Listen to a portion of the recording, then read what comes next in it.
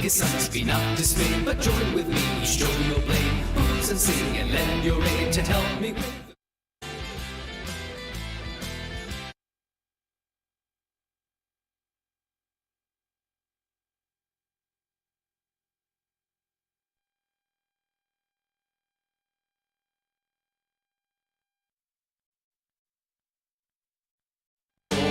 Instead of spa, we'll drink down ale and pay the reckoning on the nail. No man forget shall go to jail from Jericho to glory.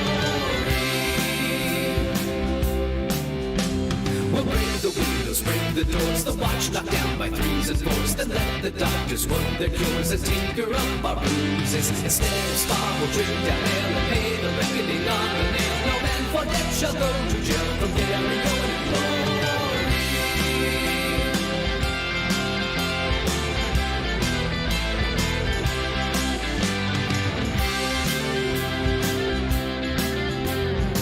So stout have got us fame, for soon 'tis known from whence we came. Wherever we go, they dread the name of Gary Owen in glory. Instead of spa, we'll drink down ale and pay the reckoning on the nail. No man forget shall go to jail from Gary Owen in glory. Instead of spa, we'll drink down ale and pay the reckoning on the nail. No man forget shall go to jail from Gary Owen in glory.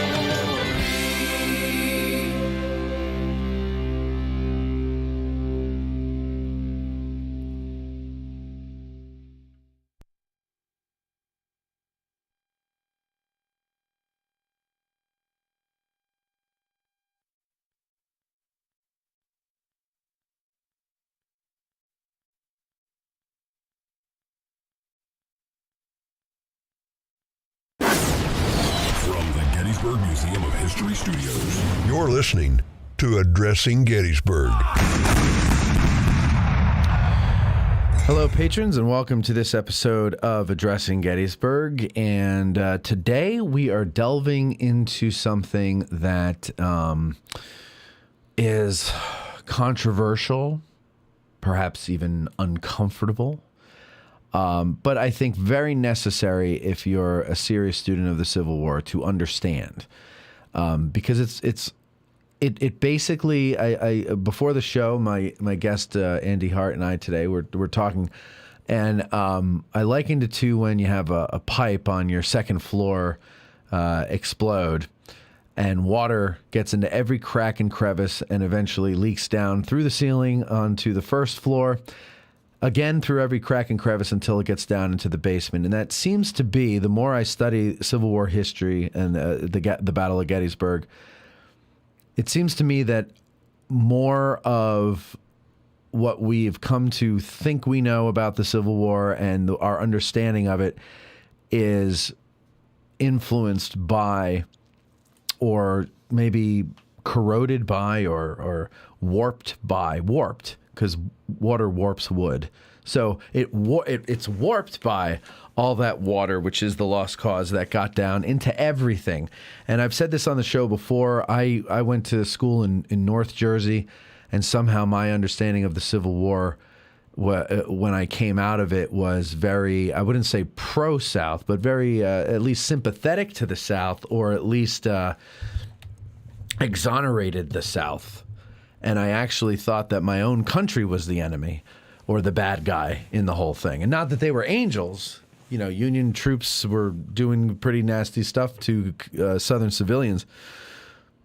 But it just wasn't all that it was made out to be. And I didn't learn it until I started to study it on my own and get deeper into it by doing the show. I didn't realize just how much of what we know is myth, legend, or total malarkey. So you've heard him here on the show before, Pastor Andy Hart. He's with us today to talk about the Lost Cause. How you doing, Andy?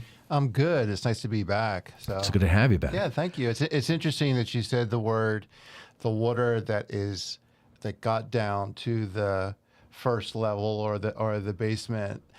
The more I went through this and read about it and discovered about this, and this really came from the previous episode where I talked about religion in the Civil War and civil religion. But as I thought about it and as I explored it and as I dealt with many stories of my childhood and college experience, I would argue it's not just it's not past tense. This is present. This is going on right now Yeah. in 2023. And I don't really see the water stopping anytime soon. No, I don't either. So, and, Yeah. and it's very interesting. The way I approached this was trying to lift it up historically. What's the history behind the lost cause? What caused the lost cause? And how does it continue to influence me, you, and all of us today? But I do recognize I've experienced it is quite a controversial subject. It continues to be controversial, and our conversation today is not to condemn it or to No, we want to understand it. endorse it. It's just I just want to understand Yeah. this thing that is affecting us so much. Yeah. Especially in a wonderful place like Gettysburg. It's kind of it's the religion of the South that influenced the whole country. Like it's how they say that we're a nation built on Judeo-Christian values, right? It's kind of that same idea, where you don't necessarily adhere to Judeo-Christian religions or philosophies, but you live under laws that are colored by that. And it kind of our understanding of the Civil War, to me, and I'm very new to this, so I might be wrong on most of the things I say here today, but the whole point of this is an exploration of this to better understand it. But to me, it's like the South created a religion. I don't know, maybe it was already there before the war, but then after the war it got really big and they spread the word and it got everywhere and it got into my textbooks in North Jersey. Where did you grow up? Pennsylvania? I grew up Philadelphia. You probably had the same. I mean, we all had it, right? All of our textbooks had it. Yeah. And you brought some books with you, so we'll get into some of those later on. Just to remind people who might not be reasonable, a discussion about something is not an endorsement of something. We are discussing it because we are trying to understand our history, because we want to, I don't know about you, I'm not going to speak for you, but for myself, I want to know why we are where we are today. And the way to do that is to learn the history of our nation, our people. And so this is part of that. And the Civil War is still something that is argued over nowadays. 2020 really brought it all to a head with a lot of removals of statues and things like that. And that got people talking again. And a lot of people, we were talking before the show, we're conflicted in certain ways on the matter. Right. And why are we conflicted? I'll argue that maybe I'll theorize that maybe we're conflicted because the Lost Cause did such a good job at getting that into everything, not just textbooks, pop culture, everything, that we're so influenced by it that we feel like we're cheating on ourselves or we're somehow betraying something by even considering that it should be okay to remove a statue or something. I don't know. And each one you have to go, because we were talking before about, private property versus public property. Right. Right. Right. To me, private property rights are, essential to be considered an American. That's one of the very unique, not unique, but an important thing to an American is the right to own property. And so if you own the property, the idea is you can't tell me what to do on my property. If I want to put up a statue to Robert E. Lee, I could put up a statue to Robert E. Lee. Right. And you can't say or do anything about it. And if you do, you're violating the law. Right? And I think that's the way it should be. But on public property, that's a different story because it's everybody's. Everybody's taxes go to pay for that. It's just such a complicated mess. Exactly. And I think the Lost Cause has really gone through some distinct phases. I mean, the first was after the Civil War, the writers tend to focus a lot on Appomattox. And then up to World War I, which was a unifying time and the Spanish American War, which was a unifying time for the country as it faced the different enemies of the United States. But we see it from World War I to today. It's not exactly the same. I mean, as we'll talk about, one of the real causes, one of the real proponents of the lost cause were Civil War veterans. Civil War veterans died. Some of them were the generals, especially Pendleton and Jubal Early. They died. And so the question that would be interesting to discuss and think about is, why is it that we're still dealing with this in 2023? Yes. Why is it still present? And you know, as we were briefly talking, I'm from Philadelphia. I grew up in Philadelphia, but I saw growing up parts of this lost cause from my mom. And then when I went to college in North Carolina, I saw it. When I went to graduate school in South Carolina, I saw it. And matter of fact, I saw it a couple of weeks ago on Facebook. So it's interesting how something that started in 1865, that was because of a historical event from 1861 to 1865, influences my Facebook feed in 2023. And that's interesting. Can you tell that story, what you saw? Okay. So what I saw was I was doing some research on the lost cause, and I saw an advertisement for is it the Bradford Mint or the Bradford? I think it's the Bradford Mint or the Bradford Exchange. I think there's two Bradford somethings. I don't know which one you saw. Okay, but well, it sells coins. yeah. And there was an advertisement for Civil War general coins. And I was like, wow, this could be pretty fun. Let me look into it. I mean, this might be a nice collection. So the four generals that are part of the initial offering include Jackson, Stonewall Jackson, Grant, Sherman, and Lee. And I thought to myself, well, I wonder what the order is going to be. And the first one out will be Robert E. Lee. I'm like, wow.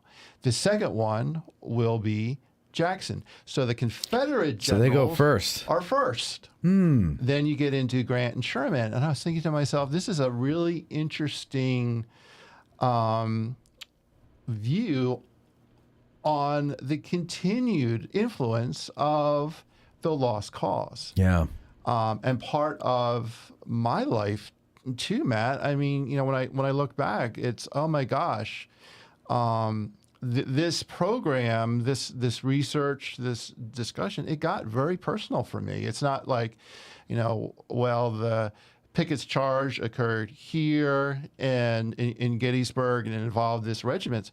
No, I remember from childhood all the way up various dealings with what I talked about, what I'm thinking about with the lost cause. For example, when I was a kid, my mom, who was from Philadelphia, talked about the Confederate drummer boy, William Thomas Bull, who was 15, who lied to get into the 39th Virginia Infantry and fought against McClellan's force when it invaded. Well, history shows that basically the 39th Virginia turned and ran, but still, she talked about it like, did you know you have a relative who fought in the Civil War who was a Confederate drummer boy? And it was always a positive note. But on the other hand, in my own research, I found a guy by the name of Peter Robbins, again, part of my mom's family, who fought at the Battle of Fort Fisher. He was Union and was mortally wounded, was part of the Pennsylvania brigade that went in. First of all, why was it that William Thomas Bull was talked about and Peter Robbins was not? Yes. Why were people in the North looking at people who tried to break the country apart as heroes while not even knowing their northern counterpart? Exactly. Yeah. So many things you said there that made me think of a bunch of different things. I wonder if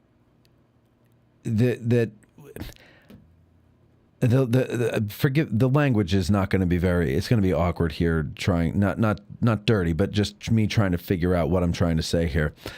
I wonder if we needed the Lost Cause in order to not have generations of guerrilla warfare or eventually break up into smaller republics, so that if you look at what is now known as the United States on a map, it would be more like South America or Africa or Europe, where each, maybe a clump of states are a new republic or whatever, instead of it being a sea to shining sea type of a place. Like, what do you think that maybe, in other words, to soothe the sore wounds of the defeated South, it was kind of like, all right, let the kids play, let them think. We all know what really happened. Because I know I'm throwing a lot out here, so I kind of blame the Northern veterans, maybe as much, if not more, than the Confederates, the Confederate veterans and the Lost Causers who put this stuff out there. And it's not that there weren't Northern veterans who didn't call bullshit on a lot of this stuff, but not enough, and they didn't do it hard enough. And I don't know why. Maybe it was because they were sick of fighting and they said, leave it to the next generation to sort this stuff out. I don't know, but I always tend to blame the people who could have gotten in the way more than the people who, did the bad stuff. Yeah. I mean, the way I look at it is, perhaps, but I think there's a personal as well as a societal issue going on here. Let's say, for the sake of argument, that after this, you and I go play basketball. Okay. What do you think is going to happen? You've seen my height. I'm going to have a heart attack. I'm 6'5". Well, assuming you don't have a heart attack, who do you think is going to win? Based on your height, well, you're taller than I am, so you would win if we're going off a height. Okay, so I win 12-0. Okay. And you leave, go back home. What are you going to think to yourself why I lost? Why I lost? Why you lost 12-0? Well, you're so much taller than me. You've played longer. I'm just a poor, flabby, bald guy who isn't tall enough, and right. Put upon by this bigger bully. But you never, you didn't acknowledge that maybe my skills are better. You're justifying. Couldn't be. You're justifying why you lost. Right. You're trying to think through. You're creating a narrative. Well, Andy's 6'5". Andy played in high school, et cetera, et cetera. Why? I think you had a similar dynamic after the Civil War, in that you had the recreation, the explanation. Why was there a defeat? Why was there this calamity? And let me reconstruct. Let me think about the historical events from my perception.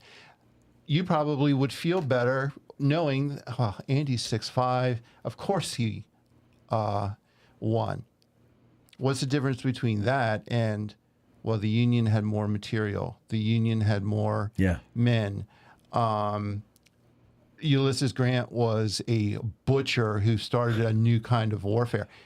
There's no difference, right? Yeah, at all. It's excuse making. Yeah, but it's interesting to me how from the ashes of defeat, this was created.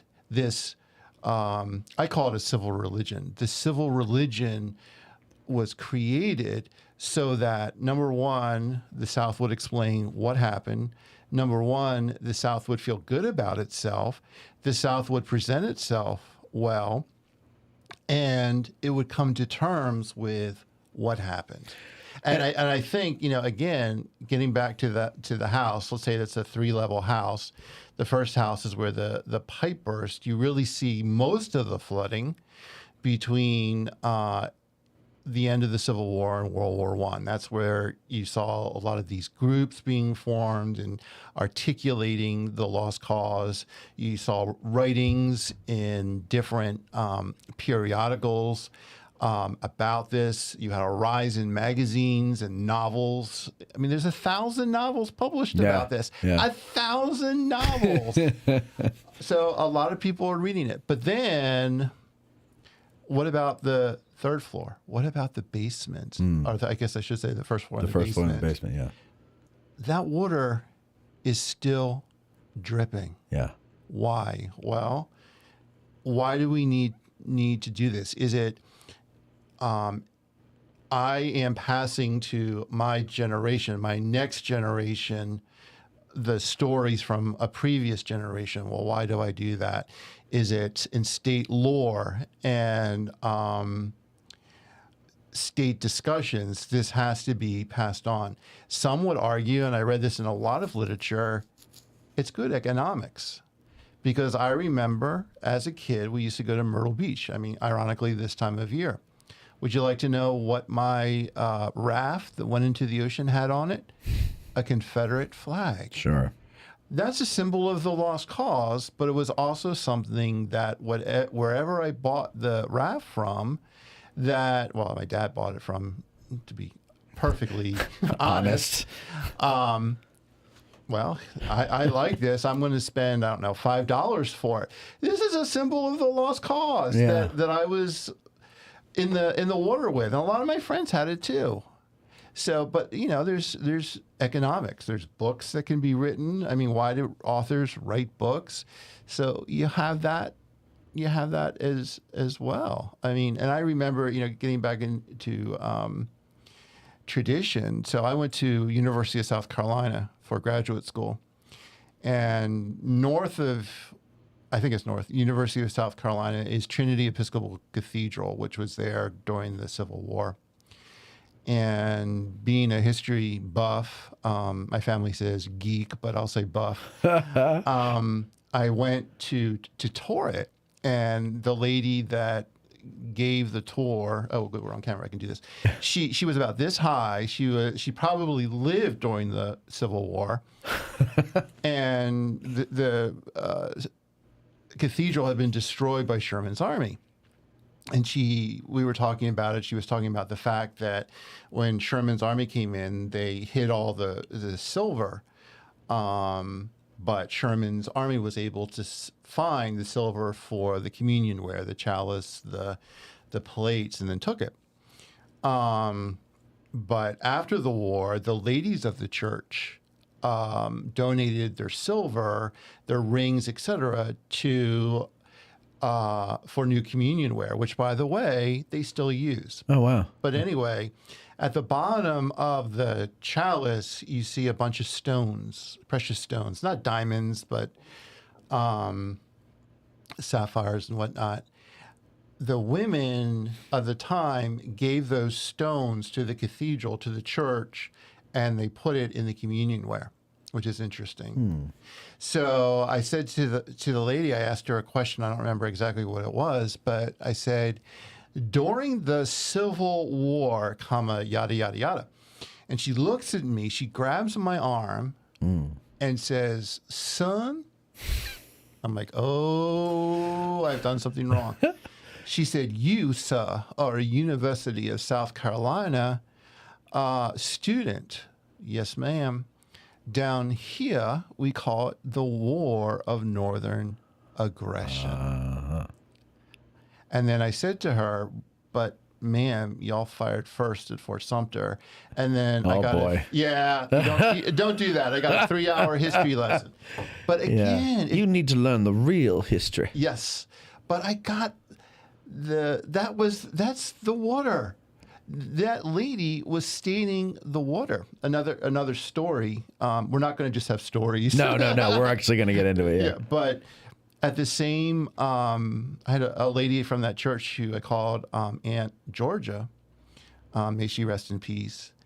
And she called me once and said, I need something. I said, sure, anything, Aunt Georgia. And she said, I need you to escort a debutante to a cotillion. I'm like, what in the world is number one, a debutante? Number two is a cotillion. I'm from Philly. No, Right, right. We don't have either one. We do. Oh, have, we do have but cotillions in Philly? Yeah, I don't. I never was invited to The one. upper crust does. Yeah. The kind that doesn't play street ball. Getting back to basketball, but They anyway, have a court in their backyard. Yeah, exactly. If they do, it's perfectly paved or whatever. But Yeah, anyway, so I called a friend in Greensboro and said, North Carolina. I said, "What is this?" And she described it. So I went over to her house with my debutante, and her grandson was there. And back then, the uniform of the day, not to the cotillion, but to like a pre-party, was khaki pants, duck head, loafers, a shirt, and a blue jacket. That was uniform of the day. And I noticed these beautiful silver buttons on her grandson. We got to be really good friends. Jacket. And I said, "Where are they from? Those are gorgeous." Those are the buttons that my great whatever grandfather wore in the Civil War at the Battle of Gettysburg. Wow. That's cool. I got mine at Joseph Banks. I don't know where they were.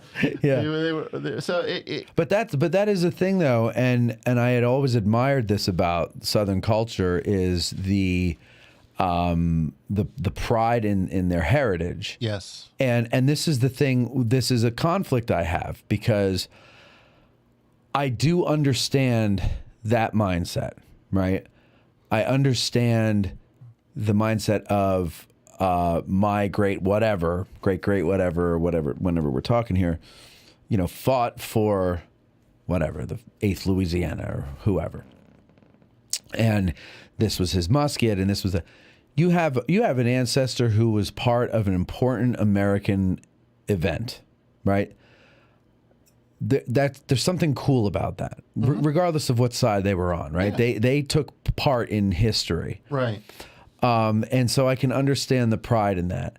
I can also understand if the family lore and legend passed down through the generations about great whoever, said that he was a hero and he fought for what he believed in. I mean, what is it? Is it Oliver Wendell Holmes I can't remember who it was, but somebody, and it's used in Ken Burns in one of the last episodes. And they talk about how, we believe very strongly in our convictions and we fought against men who believe very strongly in their convictions, although we thought they were wrong, that they, and you can't deny, you can't help but admire, I'm really mangling this, but you can't help but admire a man who fights for his convictions, no matter what they are, no matter how wrong they are, right? Because he's willing to give everything for that cause. And that is admirable on the surface. And but then you get into, well, what's the cause?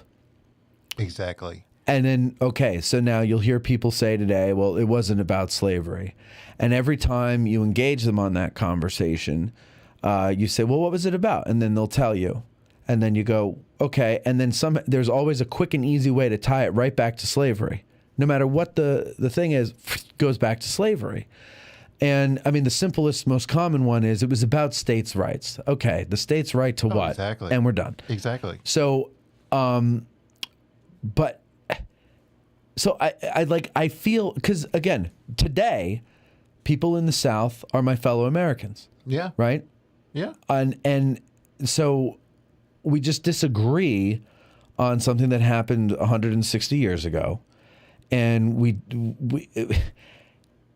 the vast majority of the American public that pays attention to history agrees that the war was about slavery. Okay. And you could say, well, but Lincoln didn't call troops up to abolish slavery. He called them up to preserve the Union. Yeah, because the immediate threat was the dissolution of the Union. So that's the first thing you got to take care of. And that wasn't over in a day. And so that kept going on. And, after a while, you realize there's a humanitarian thing that needs to happen here. There's something more, like all these lives are being lost for what? Right. Right. And so it's got to be for something else. It has to be sacrificial. But also, Lincoln wasn't a dummy. and he knew that we can use slavery against the South to win this war, and that's what he was doing. And so, and that's smart, I think. Right. You use their weaknesses against them. That's how you win. Right. And it's also good for mobilizing troops. Yeah. And so I forgot where I was going with this, but what were we talking about? You don't remember either, because I was going all over. It was meandering. It's okay. It's okay. Yeah. But anyway, so my point is though that they're today, modern Southerners, they're my fellow Americans. I think if something happened to, like a horrible thing happened in Alabama or something like that, yeah. These are my countrymen that are going through this. There. Yeah. I went To Alabama? No, to North Carolina and South Carolina. Oh, yeah. But I think part of the challenge we have right now is we're in the basement and perhaps the first floor of the flood. Yeah. And I think it would be wise. Let's go to the next floor, right underneath the broken pipe, or maybe go to the broken pipe. And this really was formed and existed and got disseminated, if you will, between 1865 and the First World War. And maybe, I think, let's go back and talk about that period of time, because then from there, once we understand what's going on the second floor, maybe we can then look at the first floor and eventually the basement. So yeah, I think, well, let's start with what the lost cause is. People always hear this term. yeah, and that's the interesting thing, Matt. People don't agree on what exactly this thing is. So Okay. some of the and some of the words can really create controversy. So one of the authors said it's, I'll start off with, a myth. Interesting. The word myth. Myth can mean, well, there's a myth that you will beat me in basketball.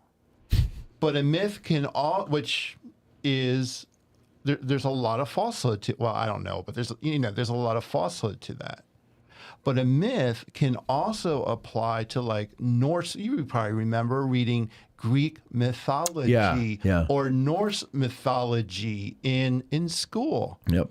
So myth has an interesting connotation with a lost cause. And actually, a book that I vaguely remember and writings is Joseph Campbell's books on myth, as well as the heroic image, which certainly applies to the lost cause. But one of the definitions was a myth addressing slavery in the South, Southern society, the constitutionality of secession, and why there was a defeat.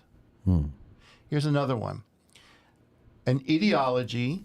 Now, I use the word civil religion, and let me tell you why I use civil religion. I really like the idea of civil religion, which was put together by Tillich and Bella, of this is a set of beliefs, rituals, and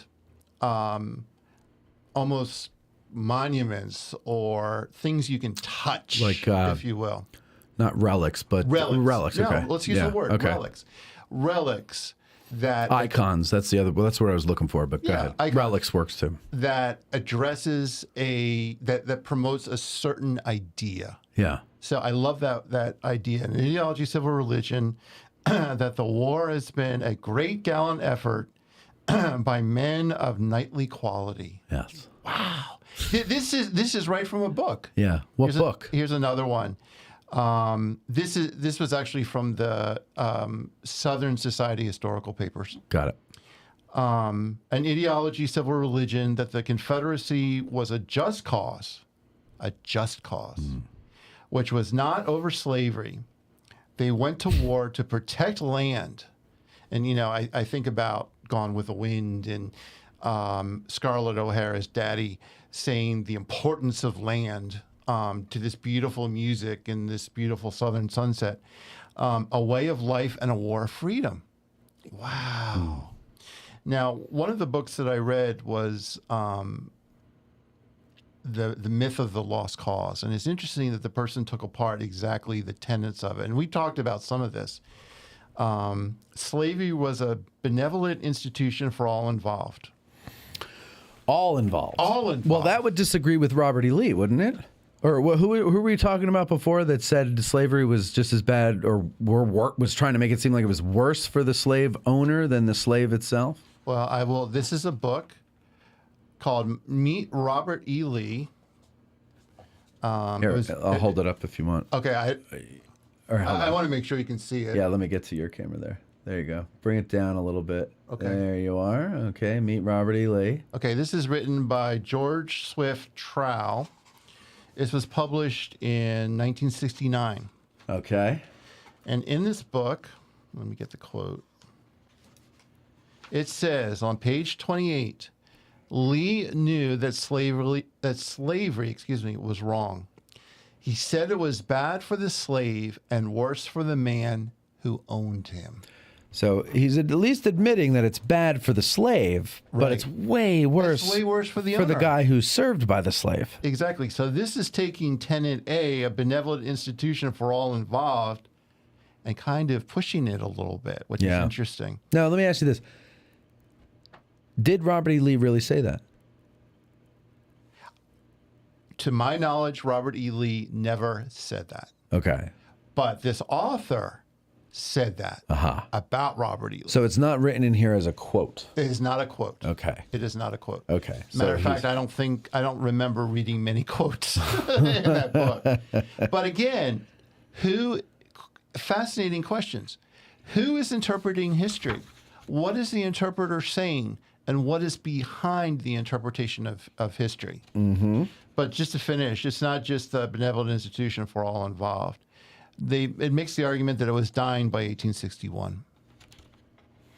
Slavery was. Slavery was dying by 1861. Okay. So there's really no need to abolish something that was dying. And I think one of the things that would be interesting is to delve into that. Well, what do you mean by slavery dying? Did you look at numbers of slaves? How do you prove that tenet? The second one, which we've talked about, is it's states' rights. States' rights, not slavery, was the cause of secession and the establishment of the Confederacy. And we hear that a lot in regards to Virginia and South Carolina to a lesser extent. But Virginia had these rights and South Carolina had these rights that were being infringed upon by the Union, which is interesting. Then they also say the Confederacy had no chance of winning the war. They did the best they could with the resources they had. And I remember in history classes in high school and middle school, I used to call it junior high back then. Yeah. But, there was no way that the Confederacy could have won because of the fact that they didn't have the cannons, they didn't have the iron, et cetera, et cetera. But it's interesting. Okay, they make the argument that the Confederacy had no chance of winning the war. They did the best they can. But then they have this knight, great man, strong warrior image of a Southern soldier. Yes. Right. So you have this going together. How do you balance that? I was thinking that earlier. In the beginning of the war, they're talking about how one Confederate soldier could whip 5 Yankees or something like that. Yep. And then by the end of the war, they have to create this lost cause religion that explains away how that didn't work. Yep. Well, they also, talking about 5 Yankees to 1 Southerner. Another thing that they said was that the Union won the war by, number one, by brute force. They had, it may take 5 Yankees to whoop 1 Southerner, but the North had 10 Yankees. And a cannon. But my thing is it's like, it's a war. Why am I not going to use brute force? Why am I not going to use everything in my arsenal to defeat you? Exactly. So, Exactly. it's like, and we see this a lot today with other wars that we fought, which I don't want to get into, so I won't say which ones I'm thinking of here, but where the modern view of it is that we're evil because we won. Right. And we won because we used trickery or whatever, when the bottom line is that we had the ability to win. Right. And might makes right, but it's not right in the sense of morally right all the time. It just means that you were mightier and therefore you won the argument, but that doesn't mean you were correct. Right. But the lost cause would take that a step further. Go ahead. And say, well, okay, Matt, not only did you have more troops than I did, but also you are invoking something that had never been seen before in warfare, and that is total war. Total warfare. And they're thinking mainly of Sherman's march to Atlanta and then up to North Carolina, where there was, I think it was a 15-mile swath, I may be wrong in the numbers there, where it was complete destruction. I mean, I was talking a little bit about Columbia, South Carolina, which is where Trinity Cathedral is located in University of South Carolina. Sherman completely destroyed Columbia with the exception of the State House and Second Presbyterian. That's total war. So the South is saying this is the first time that total war was used, which makes the Union, makes the federal troops, makes the U.S. Army, whatever, look bad. And total war continues to be a question that leaders, whether it's the political leader like the president or a general, has to really wrestle with in combat. Are you fighting the soldiers, the sailors, the airmen, whatever, or is this going to be a total war where you're also destroying food, you're destroying businesses, everything else for victory? Two other things that I wanted to mention. Since we are in Gettysburg, right in the middle of Gettysburg, I was walking the battlefield this morning. One of the things that the lost cause has to wrestle with is what exactly happened here. Yes. This is coming right after Gettysburg happened, right after Chancellorsville. Chancellorsville was, a really surprising victory for Lee. The lost cause talks about that Lee had done really well up to Chancellorsville. But then what happened here in Gettysburg? And there's a lot of different theories to it. We'll talk about it. But one of them is it was Longstreet's fault. Yeah.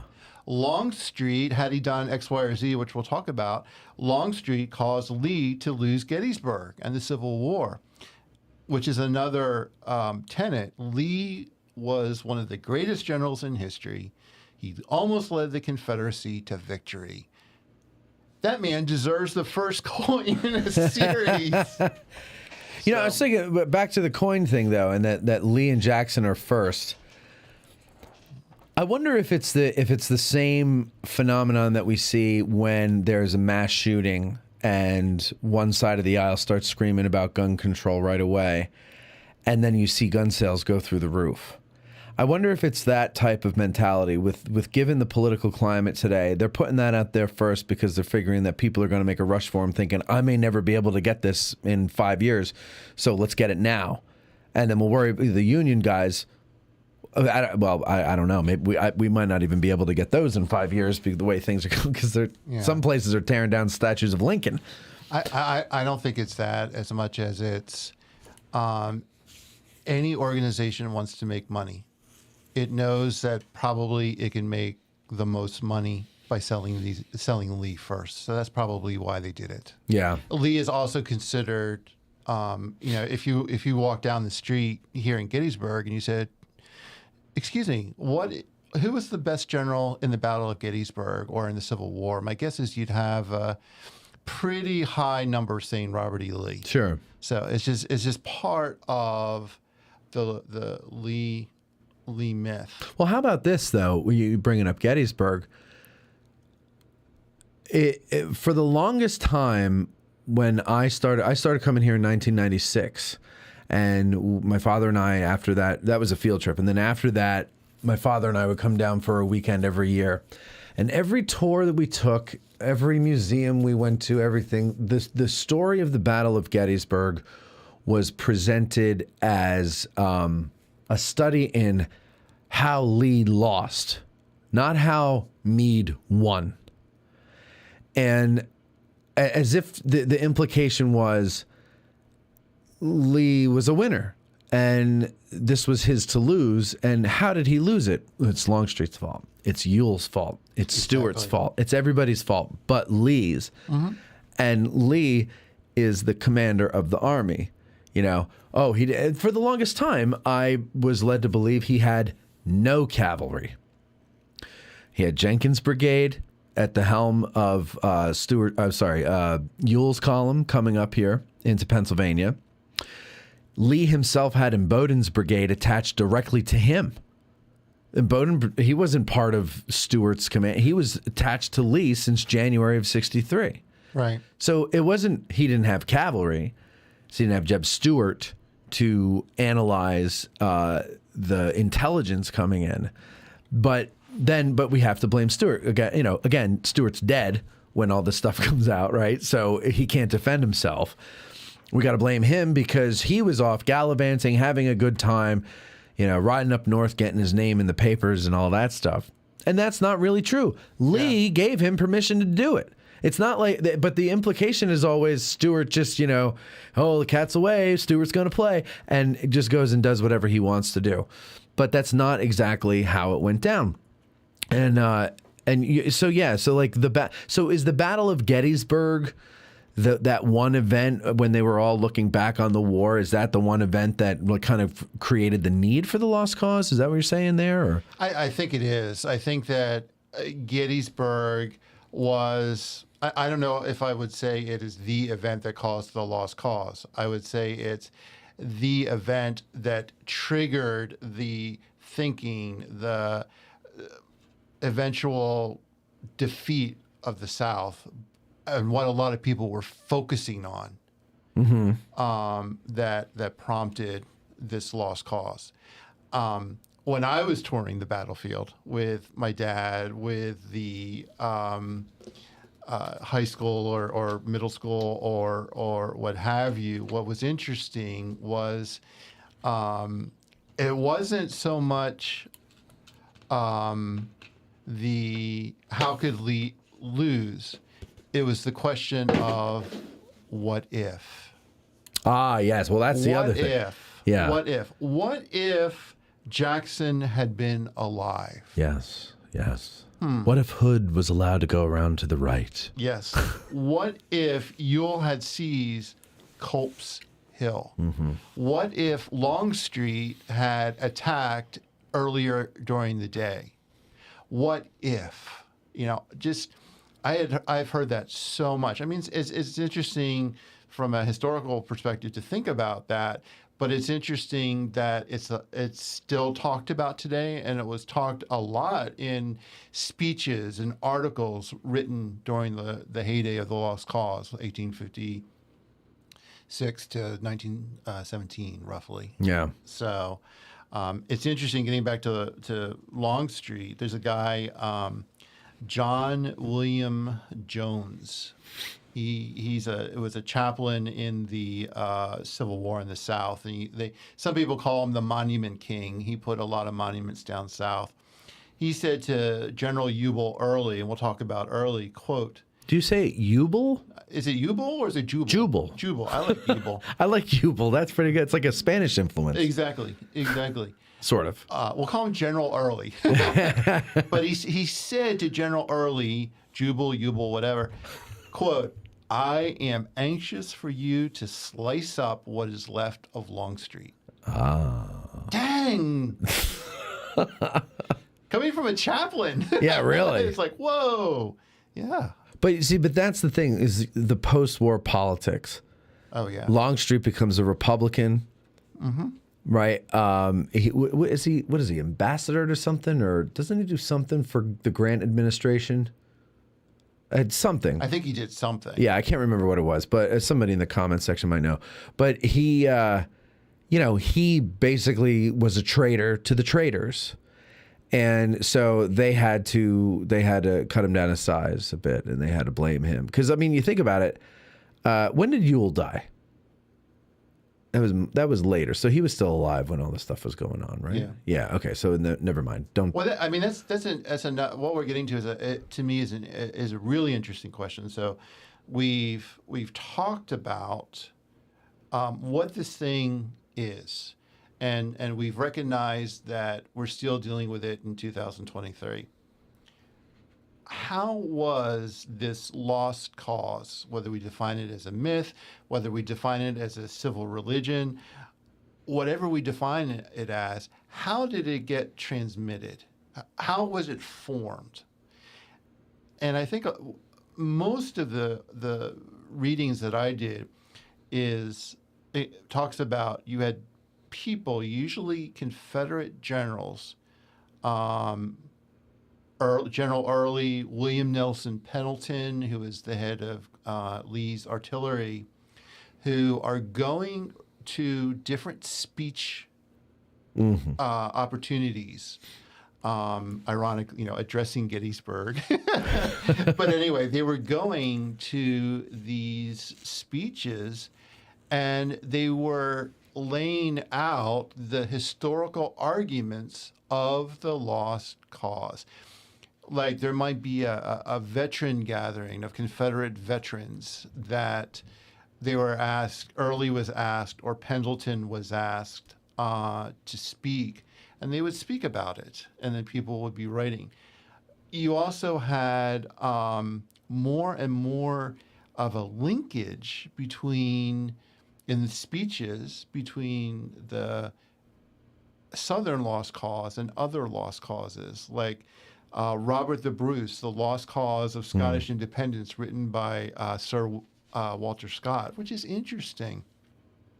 Writings. One person who loved to write lost cause writing, and people were reading this, was a guy by the name of Father Abram Ryan. Okay. And he would have these wonderful writings about the lost cause, poetic. It was all poetic. And to show you about the influence of generations is he had a niece, and they were looking at a painting of the crucifixion of Jesus. And the painting of the crucifixion of Jesus had Roman soldiers around it. And Father Ryan said to his niece, I'm curious, who are those bad guys crucifying Jesus? His niece said, Yankees. Really? Yeah. Wow. Yeah, interesting. Yeah. So here we have transmission by one generation to another. We also had novels. As I said, 1,000 novels were written about the lost cause, about the Civil War. Magazines, not Time or Newsweek. Before, in 1865, it was considered that there was roughly 700 magazines out there. By 1885, there were 3,300 magazines being published. Wow. Some of them were from an organization called the Southern Historical Society, Right. which, by the way, no longer exists. So you had people like Early, Pendleton, Father Ryan, writing in their journals, in the Southern Historical Society journal, and giving speeches. So that's how it's being disseminated. Now, another place, if you remember at the last episode that I did, we talked a lot about the role of religion in the Civil War. And we see that a lot of the genesis, no pun intended, of the lost cause was also in the evangelical faith of the South. You hear people preaching sermons, ministers preaching sermons about the lost cause. They like to link the tenets of the lost cause to biblical stories. There was the time when Lee, I don't know exactly where he did this, but he was offered by Lincoln to command the Union troops, the federal troops, and Lee apparently anguished over it and decided to go command he was more attached to Virginia. But he had a wrestling match internally about it. And what preachers would do is, well, this is just like Jesus in the Last Supper, where Jesus was wrestling with whether or not to be crucified, or the Garden of Gethsemane. There's also religious terminology of a chosen people, a moral people, Yeah. straight from religion. Yeah. Which is fascinating. It is fascinating. And what's fascinating is that so many of us believed that, or still do to this day. I mean, I bought into all of the romance of the whole thing and the course. poetry of the whole thing because that's all I had. And, I was under the impression that, listen to your teachers. What your teachers teach you is what you're supposed to know, and, all that stuff. And that our country is, all about freedom of information and, knowledge and Sure. that's bull.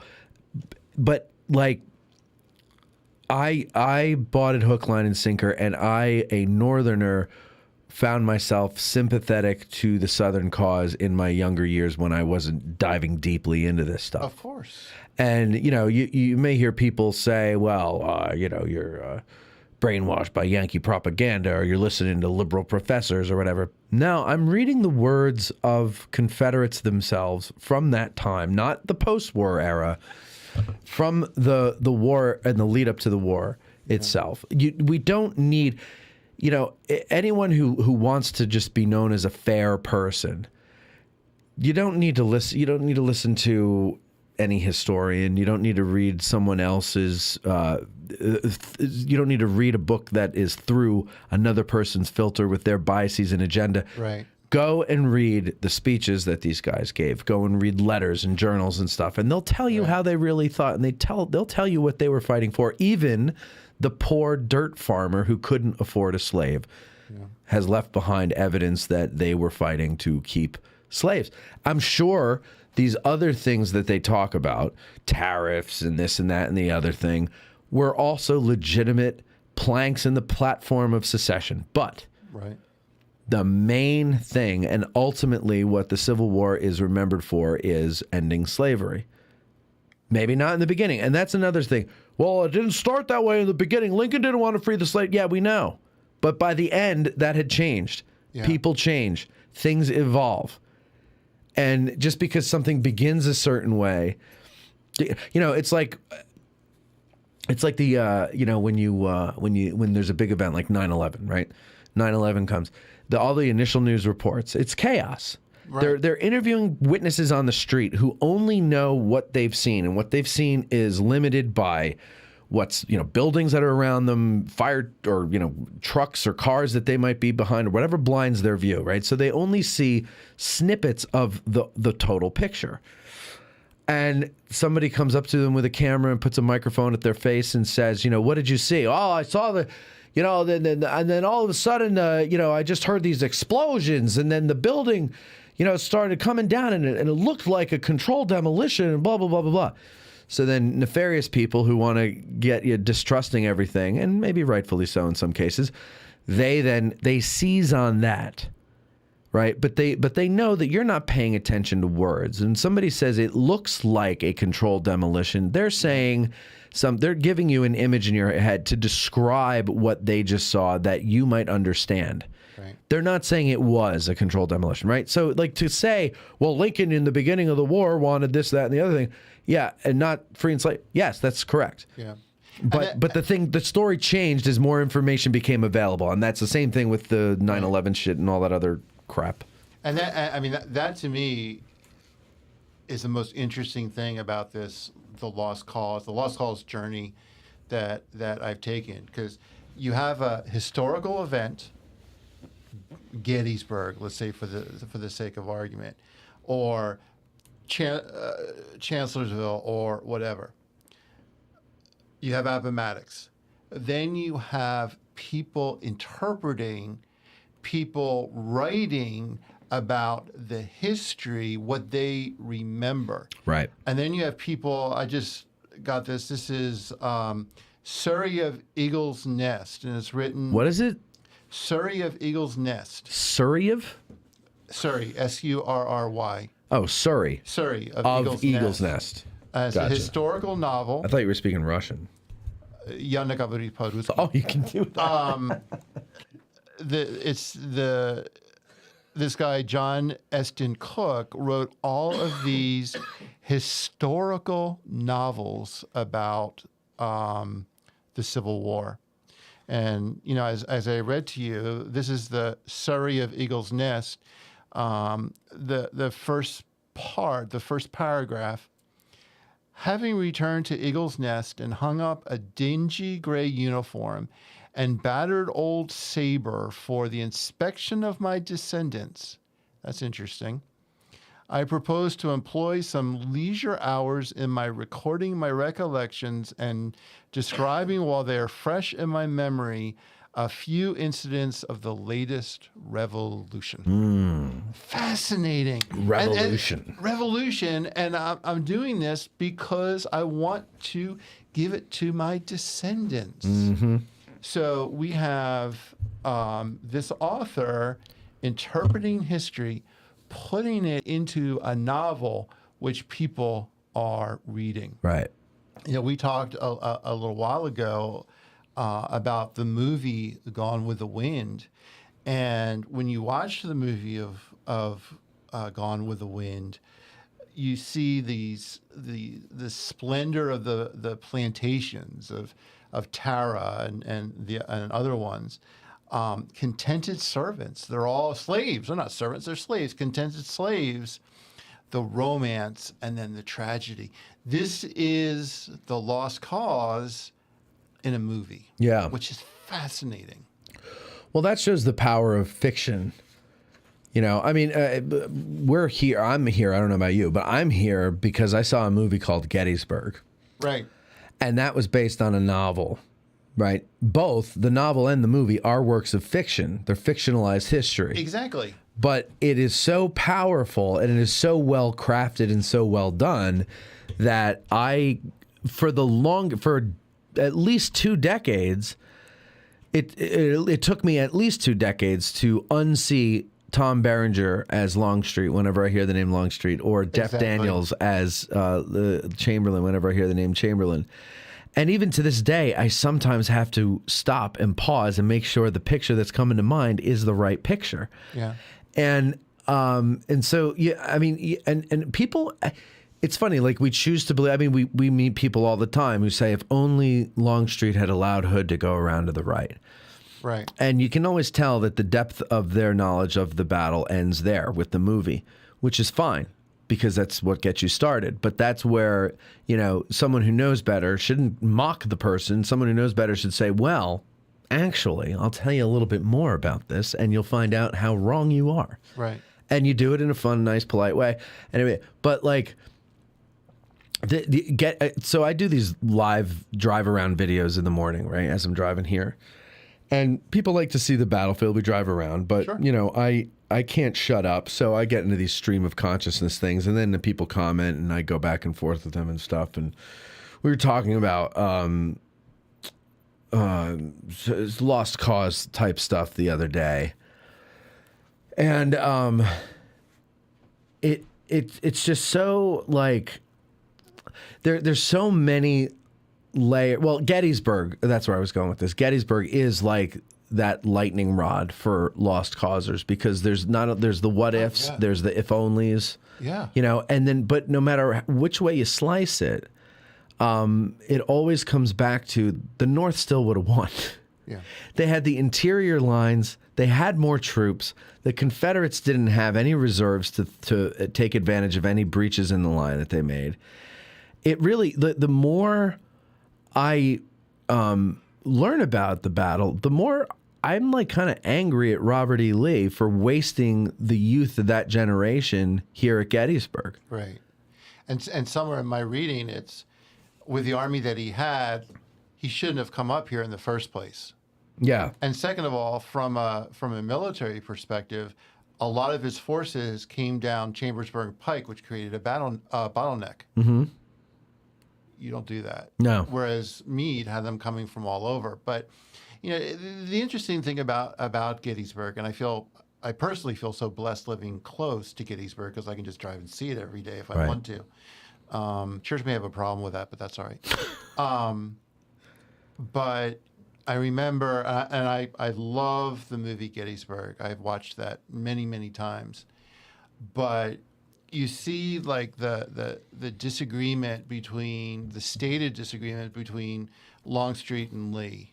Well, the Lost Cause like to say, hey, Longstreet didn't obey Lee's orders, and that because of that, Longstreet was the cause of the defeat in the And he Battle of dragged his Gettysburg. heels on July 2nd because he was a He started child. at 4 o'clock. Yeah. Yeah. Okay, come on. Yeah, but you know what they omit? See, and this is the thing, and this is why those of you who are lost causers but fair-minded need addressing Gettysburg, because we want to get to the truth, not to what is comfortable. Right. And if you look into that, you find very easily that Lee doesn't issue the order to move until 11 a.m. Right. And then Longstreet says, I'm already down Pickett's division. Can I at least wait for Law's brigade to come up? And Lee says, yes. And so that adds another 45 minutes, hour maybe, before they actually step off. Well, that's a huge thing there, because that's delayed the movement, which was ordered late in the day. Now, and then the commanding general gives Longstreet the permission to wait, and he does, and adds an hour, and then you've got the whole countermarch thing. You know, Longstreet may have not been in a good mood. He may not have agreed with Lee at this battle, but he carried out his orders. Yeah. He did what he was supposed to do. I thought we were going to slice up Longstreet. Come on. But again, I mean, when you think about the movie Gettysburg, think about the image of Pickett's charge. Dang, you have this beautiful music. Yep. You have this, let's go get them. Pageantry. It's pageantry. Yeah. Well, what did it look like? Yeah, probably not that. Exactly. And what does that say? What does that lead to? Or how does that make us understand the Lost Cause better? Yeah. When Pickett's charge is portrayed that way. Does it sell better movies? Yeah, it gets to my emotions. But again, I mean, one of the things I really admire about addressing Gettysburg and the work that you're doing is it's important to look at history, to lift up history and say, well, what actually happened? Yeah. And look at primary documents. Yeah. And I think that's important because I think the Lost Cause, you can see it. We're using a lot of analogies. First of all, with the house and the leaky faucet, but you can also see it as an onion where you have to peel back and peel back and peel. You know back. what I liken it to? An old painting with layers of smoke and dirt and dust on it that you need to get the Q-tip and whatever that solution is that they use and wipe it away to see the true colors of the painting. And I think that's really what we're looking at when we look at the Civil War. We're looking at a dirty painting. And you could tell that's blue and you could tell that's red, but it's got a film of brown over it, so it's through a filter. Exactly. And to me, the Lost Cause is that dirt and grime of the decades' sins that needs to be wiped away to get closer to the truth of the matter. Because, like, we're talking about the image of Pickett's charge, right? And there are Union troops that leave a description that is basically saying, yeah, it's like they're on a parade ground and everything like that. At first. Then the artillery opens fire. Yeah. Then it's got to be fucking hell. Pardon my French. It's got to be hell, right? And yet they go forward, and then the numbers dwindle as they get closer, and everything like that. Right. And that's horrifying. Right. I don't know why. It's the same thing with the ghost tours, like here in town. Like, why do we need the ghost? Well, I know it's money. Yeah, you're right. I shouldn't even ask the question. But you don't need, as the consumer, you don't need the ghost to hear a horror story about Gettysburg. Exactly. There's thousands of them. Exactly. You don't need the Lost Cause to understand the balls that it took for those guys on this field here, known as Pickett's Charge, at Fredericksburg, at Marie's Heights, all over the country during the Civil War. Frankly, any war where you have to go up against an enemy entrenched in any way, it takes balls. Yeah. And most people don't have. You don't need the religion of the lost cause, in my mind, to understand the drama and the heroism of that moment. And to me, I don't care what they were fighting for at that point. And they didn't care what they were fighting for, I don't believe. Right. Nobody's thinking as they're charging across Pickett's field, they're saying, oh man, I hope this wins so we can keep our slaves.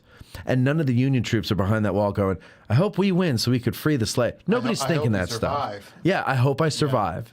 Yeah. But I think, I mean, you're getting into some really interesting questions. The first one is, I mean, I'm not a professional historian by any stretch of the imagination, but I think one of the interesting things, the fascinating things about the Lost Cause for me, and I'll get to your painting, is you had an event, which is the actual painting. Then you had the soot, whatever that may be. Soot, that was the word I was looking for. Now, people are disagreeing and fighting about that soot. Yes. I don't know. So you have an explanation of the defeat, the war itself, the explanation of the defeat, a recreation in a society, and now over time a dismantling of that. Matt, I don't know of any other example in history that I'm familiar with where you have that. I mean, you know, as I told you, I lived in Montreal, and there is the importance of, you know, you have the French state in Quebec and the English state in Ontario and Nova Scotia and most of Canada. You had France being defeated in the Plains of Abraham, and then the importance of the French culture and French language, which continues today until 2023. Mm-hmm. That's close to this, close to the Lost Cause. But we have that today, and we're watching with our very eyes what happened, what we're watching the dismantling of something that was created, and the narrative that was created between 1865 and roughly the First World War. I mean, we were talking about an example. After Lee came home after Appomattox, he eventually became the president of Washington and Lee College. Right. And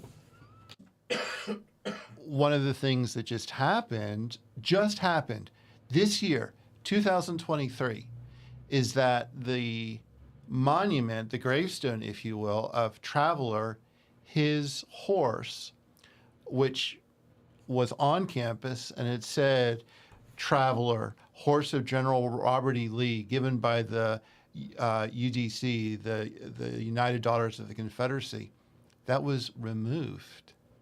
And a new monument was put in that said Traveler, whatever Traveler's life was, I don't remember. This is not something that happened 50, 60, 70, 100 years ago. This happened several months ago. Yeah. University of North Carolina. I went to Wake Forest, so I have my own opinions about UNC. But they had a statue called Silent Sam on campus, which was a Civil War Confederate soldier. And it was removed. And North Carolina, University of North Carolina, paid the Sons of Confederate Veterans $2.5 million for maintaining this statue wherever they're maintaining it. This is not that old. This is recent history. So and then what happened in Richmond and Louisiana and New Orleans with the removal of the monuments, we're seeing the soot being Removed. destroyed. Yeah. And the question is, for historians, when the soot is removed, what are we going to see? What are we going to see in the painting? Or, and I don't think we're in any position to judge this yet because we're not far enough in this dynamic.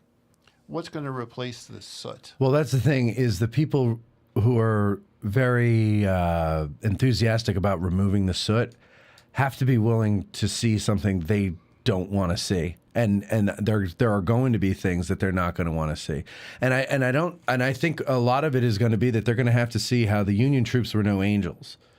And it's already out there, obviously, because the Lost Cause points that out a lot. But I think we're going to find that they were less angelic than we like to think of them even still. Exactly. Hold on one second.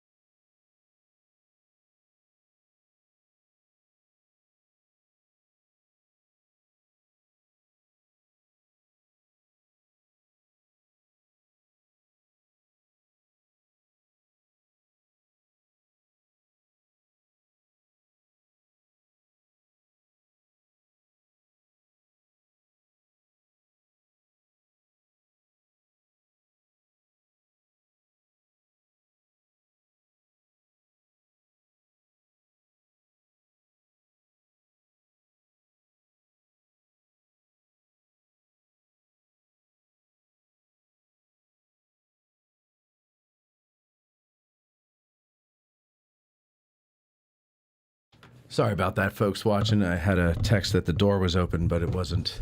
So I had to go check what that was. All right, so where do we leave? All right, so let's go move on to. Okay, ready? I'm ready. Okay, so another thing to talk about is how it got into my textbooks in a Catholic school in North Jersey. How is it that I came out of there thinking that the enemy of my country were the heroes and the poor, abused, put upon people, when it's not really the case? Or I don't think it's the case. Well, I think what it comes down to, I mean, there's not a lot of documentation about that, but I think what it comes down to is, for whatever reason, the writers of the textbooks, the teachers. I mean, quite frankly, if I was a middle school teacher, maybe to keep the kids' interest, I talk about Pickett's charge as a heroic charge because it would keep the interest of the kids. Why are they writing that way? What are they basing their own history on? I would be really interested in that question. Why is it that when I was studying the Civil War in American history, why was it that they perceived it a certain way? Who's writing the textbook? Who's writing the history, and why? Because I think that's was the Lost Cause producing so much literature? Now, this is an interesting question. Just getting to the statistics again, 3,300 magazines, 1,000 novels, X number of speeches. I don't know off the top of my head what was being produced in the North. Maybe that could be it. The historians, the people writing the textbooks, maybe they didn't have anything or too much to rely on except what was being written, all this literature that was being written by the writers of that talked about the lost cause. I mean, who knows? Maybe it's just a question of where people are getting their history from. Yeah, I mean with the daughters of what the hell is it? The daughters of Confederate veterans. That they had a good deal of what is it? It's United Daughters of the Confederacy. That's what I'm thinking of. I knew I was getting that wrong. They had a good hand in that, though. Sure. Right? In the curriculum, the Civil War curriculum being taught in different schools. Like they made it look like they were an authority on Civil War education and put out some programming, I guess, that schools can subscribe to. Right. Is that how that went? I mean, like, I know that's what people do today. I don't know. I personally think so. I think that when you look at the papers that were written, the comments coming from the United Daughters of the Confederacy, the Southern Historical Society, whatever, those were probably part of the basis of the Civil War. Also, at least, 1917, 1920, 1930, you may not want to open that wound. And who knows, are you going to do are you going to look at something that happened in the Civil War again in like 1960, 1970? Are you going to use the same curriculum that's been around for a while that didn't want to open a wound because of the prevalence of the lost cause? Yeah. And it's funny today that, people really are invested in believing in the tenets of the lost cause and will not listen just to consider for a second that maybe you were duped. And listen, I say this as someone who recognized through his own life in modern times the things that I believed because people told me, and then I later found out it was total bullshit. And so I've been duped as an adult in my lifetime. Or as a young adult, I should say, it started. Politically, I'm talking. And but the thing is, once I saw evidence that showed me, wait a second, you were just duped by these people, I stopped trusting them. I stopped listening to them. Right. I didn't say, your evidence is a lie. I didn't say, well, look who's delivering that evidence. I said, well, maybe there's some truth to that. And I investigated it a little further and I saw, you know what? I'm being fooled by these people and I'm not going to do it again. Right. But there's such an adherence to this by a number of people. I mean, it's a dwindling number of people and it's a very small group of people, but they're out there and they're very active, at least online.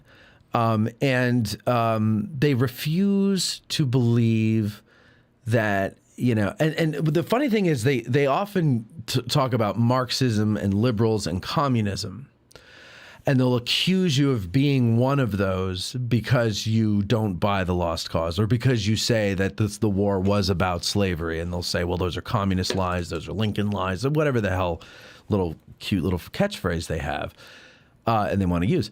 But the funniest thing is, like, so that would make me believe that they consider themselves conservative today. They probably vote Republican. Well, I know Republicans and conservatives to be people who love the country today. They love our country, not what it was 160 years ago, but they love the country and they want to see it thrive. They want to see it do well. They don't like people who fought against this country, conservatives. They don't, but I don't understand how those people reconcile that. Like, if they're voting that way, like I'm assuming, why then are they idolizing people who wanted to destroy the country they supposedly love today? Yeah, I don't understand that. I mean, I think what it comes down to, and I hate to say this, I think you and I are the exception, not the rule.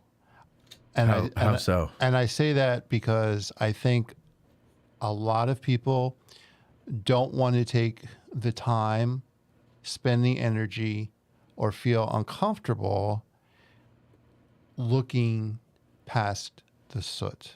Yeah. In my life, we're living in a society that's constantly changing. COVID. We're dealing with, for the first time in history, an ex-president who has been convicted 4 times. We're dealing with indicted 4 times. We're dealing with a situation where things are happening very, very quickly. I mean, when we had the break, of course, what I did was, oh my gosh, I better check my email, better check my text. Things are moving at a very quick pace. Yeah.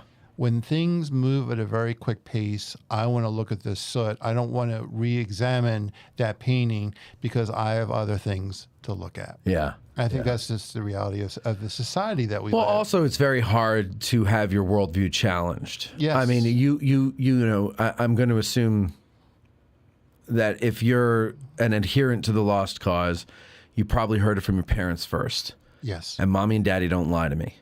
Yes. So why would they? So you're telling me that their mom and dad lied to them, and so on and so forth, all the way back. Or I don't want to. I mean, I think it's more. I don't want to expend the brain energy or the time to do that. Well, there is a certain amount of that too. It takes a lot. You have to want to. You have to want to not be a fool. Exactly. And you have to go and you have to be willing to say, this is what I believe today, but maybe I'm wrong. And it's hard to do that. I did that. Exactly. And it's very hard to do. And you feel like I don't know what you feel like, but it's a low feeling to think that, you know, you thought you knew everything and then something opened your eyes. Yeah. Well, I'm sitting here and as I said at the beginning of the broadcast, the lost cause, the research that I did, our conversation, it certainly opened my eyes to my childhood, what happened at Wake Forest, where we had a fraternity that would dress in Confederate uniforms and fly the Confederate battle flag. Yeah. University of South Carolina, which when I would be playing basketball and there was a window, I could see the Confederate flag. The cotillion, I was listening on the way here, the popular tune from Alabama, Song of the South.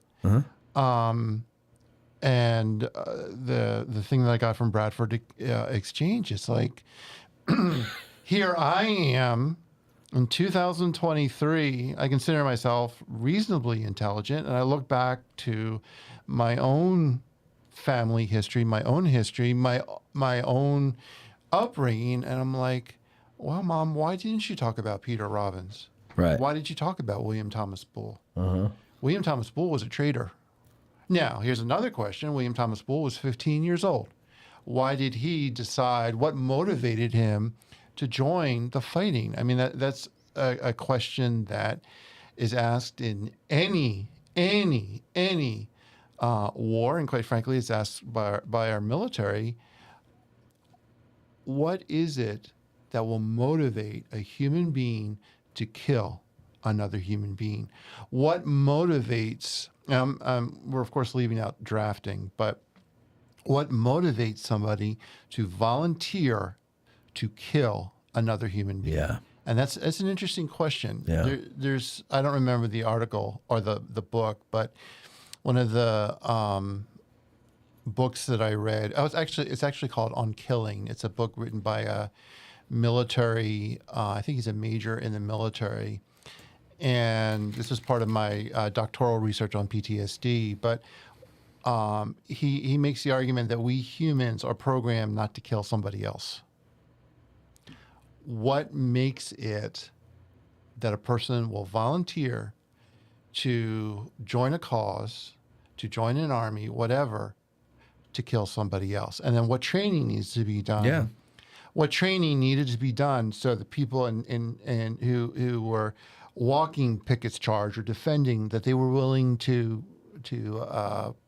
fire at each other and hand-to-hand combat. I mean, imagine, you know, you're one of the Union soldiers comfortably, quote unquote, comfortably behind a stone wall as this mass of troops come at you, and you calmly and coolly load your gun, aim and fire repeatedly trying to hit somebody. Exactly. You know, and they're like fish in a barrel. And you know, how can you bring yourself to do that? And you make a good point. The training, what training has to occur? They have to break you down. They have to wipe away everything you've been taught and everything you know in order to build you up as a killer. And because they know it goes against our nature to do this. And they can get you. They can get you to line up and join at the recruitment office with propaganda and get you to other the people. But then at the end of the day, they know they have to wipe away all of your civility and turn you into something else. Right. And that's actually, I mean, we're talking now about something that I think people are wrestling with in the modern time. Number one, a lot of combat these days, we don't see each other. We use drones or we use whatever. Second of all, some people are wrestling with these video games where I can be playing a video game where I'm killing people, but I don't hear it, I don't smell it, I see it. And what effect does that have upon somebody going into conflict? But I think you're totally right. I mean, the question of Pickett's charge, how was it that they walked down or marched down to that stone wall, fired at each other, and then in some cases hand-to-hand combat, which I just can't imagine taking my rifle, putting a bayonet on it, and going at it with somebody else. No, or swinging it and whacking somebody in the head with the butt of your musket like a baseball bat, and the brains go flying everywhere. But I mean, I wonder too if there's many reasons why it's guys 18 to 20 whatever that fight wars. They're able-bodied, number one, but number two, I wonder if with the right training, they see it as a sport. I got to ask my friend Colby, who is a Marine. I got to ask him that, like, the psyche of the soldier. Like, how does that? How are you? Like, how do you see it? What do you see it as? Because you're killing somebody. So, like, how do you rationalize it in your head? And also, there's a lot of theory that male brain development does not occur. It occurs later than female. So the male brain is not fully developed at 18 to 19, 20 or so. So right. Well, but that's then, now wait a minute. Let's back up here. What a wonderful world motivation for encouraging people to fight in the military or to fight. Look what happened with Pickett's charge. Look at that wonderful that we're talking about, that heroic attempt. Well, it can be very motivating. Sure, be a hero. Yeah, exactly. Be a hero. I mean, there's, I don't know. It's such a complicated thing, war in general. But so the lost cause. Now, the term "the lost cause," where does that come from? I think. Well, that's a good question. Some people would argue it comes from Sir Walter Scott's comment that there was, quote, a lost cause of independence in Scotland. Some people would argue that because the South lost, there was a cause, which was states' rights. Insert sentence here, but it was lost. Or, I wonder, it was a lost cause. I wonder if part of it is we have to find it. Oh, like we don't know what the cause is. We're looking for the cause? I wonder if that was part of it too. Oh, I never thought of it that way. I always just thought of it as, the cause was lost from the beginning. Like it was just no point. When you talk, when you read literature, you read about the lost cause, you read about cause, you read about the latest unpleasantness or what have you. But it's interesting how people like Early and Pendleton and the Southern Historical Society and others were labeling what happened during the Civil War. And, again, my little friend here, sir, is the War of Northern Aggression. Well, do you call it the war between the states? Do you call it the Civil War? Do you call it the War of Northern Aggression? what exactly do you call what happened between 1861 and 1865? Yeah, depends on where you're from, I guess. Where you're from and what you've learned, what your we call it socialization. What's your socialization? When I was a kid, I was socialized to love Philadelphia sports teams, Eagles, Phillies, all the way. Right. But you're also socialized in religion, you're socialized in political belief, and you're socialized in perceptions of history. So I think a part of it was socialization where parents, teachers, aunts, uncles, whatever, would talk to their children and label something the lost cause, or label something the war between the states, or label something the Civil War. I think and this is just my perception, or maybe it's, I don't know what it is, but I will say in the South's defense, not really defense, but to try to understand where they're coming from. Where they're coming from and where they're going. What you mean in 1861 in 1865? Or? Okay. I think the South had to wrestle with questions of, okay, well, who are we? Oh, you're talking about the lost cause is a way for them to. Yeah, who are we? How can I rationalize what happened? And where are we going to go from here? Some people like to make the argument that the South used the lost cause to say, okay, we lost on the battlefield, but let's do what we can to win in morality. Let's do what we can to win in the perception of history. Let us win in our perception of society as we move forward. Yeah, that could be. What I was saying though was because you said the war of northern aggression, right? And I always, that got me thinking. I'm like, well, okay, so northern aggression. And I was saying this the other day on one of my. Just don't say y'all fired first at Fort Sumter. Don't say that. But they did. The other day I was driving around doing one of my talks, and I was talking with someone he was in the comment section. He wasn't a frothing at the mouth, unreasonable lost causer, but he, you could tell he was kind of, right. He was willing to listen. And,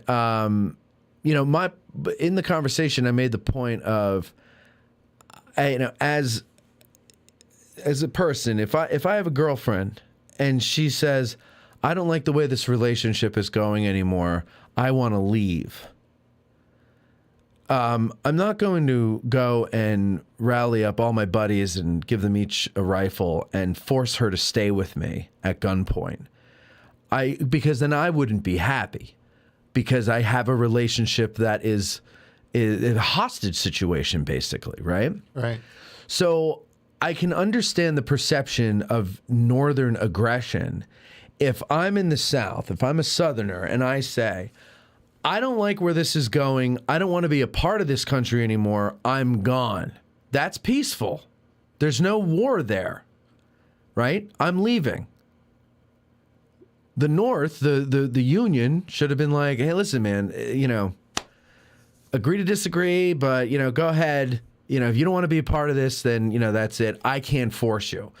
But instead, the North, they kept their installations where they are. They didn't try to have any diplomatic relations, or maybe they did. I don't know. But did Lincoln say to South Carolina, well, okay, but for your protection, we'll help you. We'll help protect you. Let us keep these forts here or whatever. Did he do that? I don't know. He probably didn't. Not to my knowledge. So right. So, and then the South fires on them. That was the mistake.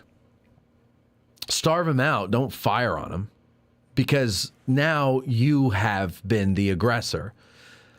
And I understand the stretch by saying, well, you didn't leave when we seceded, and therefore you're the aggressor. You've invaded or occupied our space. I understand that, but that's a little harder for me to really call aggression. Yeah, and I also think in 2023, the way we've been socialized is we don't have the same attachment to our states like existed before the Civil War, especially with the state of Virginia. I've been blessed to live in Pennsylvania, North Carolina, South Carolina, New York, and I've loved my time in all the states, but I really have not identified myself with a citizen of any of these states, although I have to get my driver's license and pay taxes, et cetera, et cetera. But in the South at that time, your identification with your state was very critical, especially Virginia. So I think one of the things that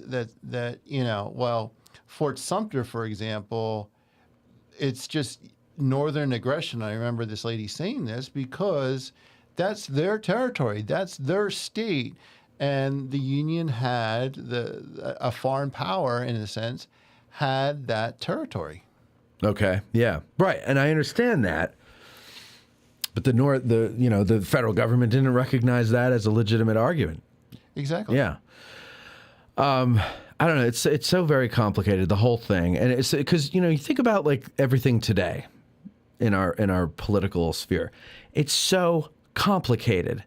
Yeah. And I don't think it was any easier to figure out if you were alive in 1860. Oh, I agree. And there's no precedent. Right. Like right. a lot of the things that we're seeing today, there's absolutely no precedent. We have never had a president indicted before. No. Just like in 1860, let's say, there was never in the history of the country a lot of the discussions, a lot of the reality that existed back then. Mm-hmm. So, you're dealing with new uncharted water, in a sense, and you're dealing with people who are making very complex decisions. Yeah. You're dealing with Davids who had to face Goliath-like decisions, facing Goliath-like issues. Yeah, it's not that, and I guess that's why now when I look back on it, I don't accept Lost Cause stuff whole cloth. I mean, in everything there's a seed of truth, right? I think. Sure. So I don't know enough about it to say it's all bullshit, but it seems like pretty bullshitty to me.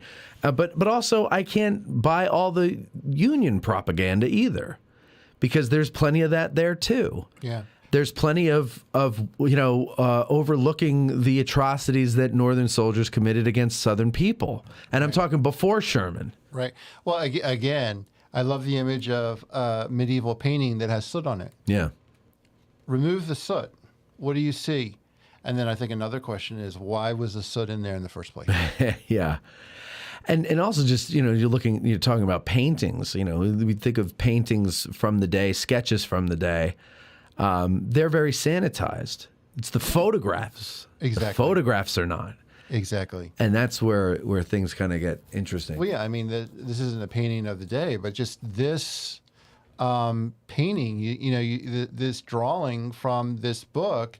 Here, let me use it on my camera, and then you talk about it. Go ahead. I mean, you really see the interesting thing isn't just Robert E. Lee, but to me, it's the guy in the back with the massive Confederate flag. Yeah. There is no way. That's like a car dealership flag. Exactly.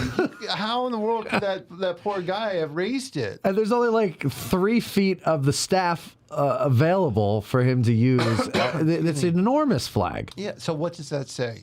I mean, again, it's perception. Yeah. Oh, yeah. Let's see. What are some of the pictures inside like? Well, there's pictures of Robert E. Lee. There's pictures of one of my favorites. Can I Go just ahead. have this for a second? By the way, for those of you listening to this, the video version is on Patreon. Of course, those of you watching live, that doesn't apply to you because you're watching it live. But this is for later release, and people can go and look it up on Patreon themselves. Okay, so here, go ahead. All right. One of the people, John Brown, before he went to Harper's Ferry, he did a lot of the planning and stayed at the Mary Rittner House in Chambersburg. And you actually can tour the John Brown house if you want. But I love that picture. Number one, look at John Brown. He looks like an Old Testament prophet fighting. Also, look at who has the rifles supporting him firing. Blacks. Fascinating portrayal of what happened in Harper's Ferry. Yes. Huh. And also, if you turn back, you see pictures in his description of Robert E. Lee's revolutionary family. So you're invoking, you're linking Lee with the revolution, the American Revolution. Right. I mean, you know, he did have a link. Exactly. But why put it in a book? Right. Right. I mean, it's interesting, like, but I think because, like, partly because of having been raised, not been raised this way, but having been influenced through school and pop culture to not see the Confederates as enemies of the United States, and more of just a family member. You know, I always kind of likened it to a family brawl. You know. Yeah. It's like, yeah, we got into this big, it's like brothers getting into fist fights and stuff like that. But we still, at the end of the day, we still love each other, and we come back and have Thanksgiving dinner and Christmas and all that other stuff. But, like, I think because of that, I'm able to look at history rather dispassionately. Like, it's curious to me. It's a curiosity. Right. But I don't, you know, people get really worked up over stuff nowadays. Oh, yeah. And it's stuff that we had nothing to do with.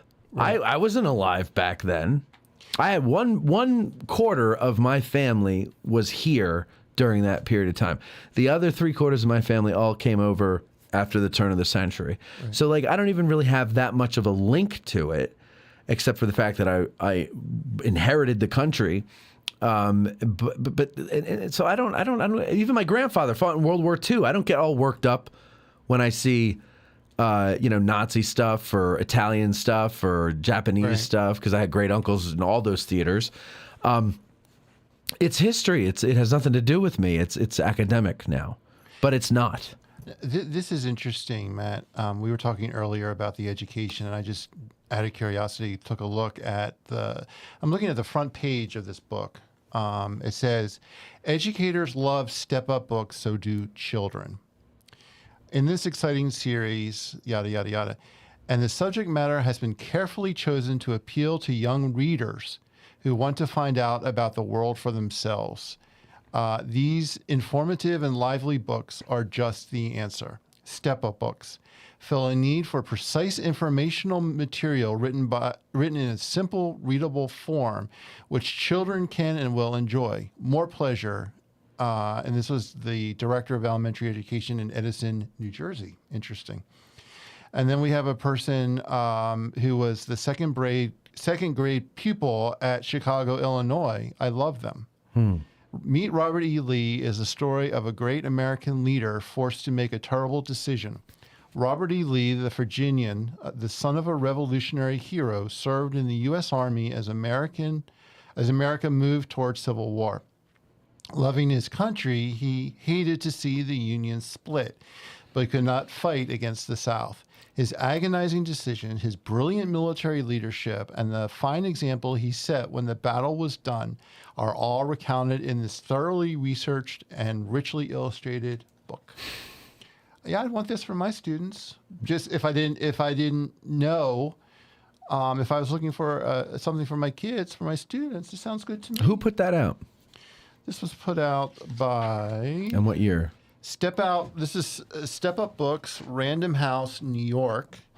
One of the authors was born in Greenwich, Connecticut, and went to Harvard. It was put Harvard's out. come a long way since then. The other one was born in Buffalo. He studied at Pratt Institute, supporting himself there by wrestling professionally. Okay, this was done. The copyright is 1969. 1969. Okay. 1969. And this comes from New York City. Yeah, it got us all. I mean, look at old Hollywood films about the Civil War. Yes. You know, I was watching The Horse Soldiers not too long ago. And, you know, it's John Wayne. Oh, yeah. But he plays a Union colonel. they're the hero of the story. But when we finally see the Confederates, they're depicted as these brave, noble knights. And the one shot of the, I guess he would be the colonel, the Confederate colonel with one arm. Remember that in the train station? Right. It's all the scenes with him, the way that he's lit, it's all almost biblical. Like it looks like an old biblical painting, the way he's lit. And I'm like, man, this is, like, it's everywhere. Well, yeah. And that's a John Ford movie, and he was an admiral in the United States Navy. Well, one of the TV shows that I just downloaded and watched was the series North and South. Mm-hmm. I love it. Same argument. It's terrible, but I love it. Yeah, exactly. It's terrible, but I love to watch the series. Me too, because it's. Well, okay, so there's two levels here for me. There's nostalgia because I remember being a little kid in the 80s when it was a big major television event. Oh, yeah. Right? And watching it, laying on the floor in front of the TV, and I was all into the uniforms and I was into the battle scenes and everything, and then, I'd go in the other room and play when it was romance. And then, so there's that. And then there's also the nostalgia of just the way they shot things, the way the music was scored back then and all that, just the whole 80s thing. And I hated the 80s, but it reminded me of my youth. Music hasn't been the same, but you're right. Yeah.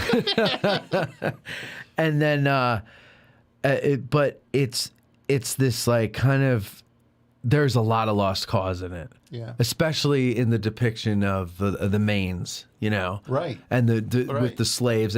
Now, would a guy like Ori, help maybe a slave that he grew up with escape? Which I think is a scene, right? Because George, Right. Yeah, of course, he's a human being. That's very possible that he could have done that. Or would you have this consistent north-south relationship between the Maines and the Hazards. The Hazards. You mean like during the war when they bump into each other between the lines? Exactly. I mean, I'm sure there might. I mean, no, like that. I'm sure there wasn't many things. We were two generals, or like having a picnic between the lines and rescuing each other from prison and all that. Oh, that might have happened. Yeah, but not in such a dramatic way. I also remember, so growing up, Friday night, my geek ship was 8 o'clock, Dukes of Hazzard, 9 o'clock, Dallas. What was the car? General Lee. The General Lee. What did it have on top of it? Confederate flag. Exactly.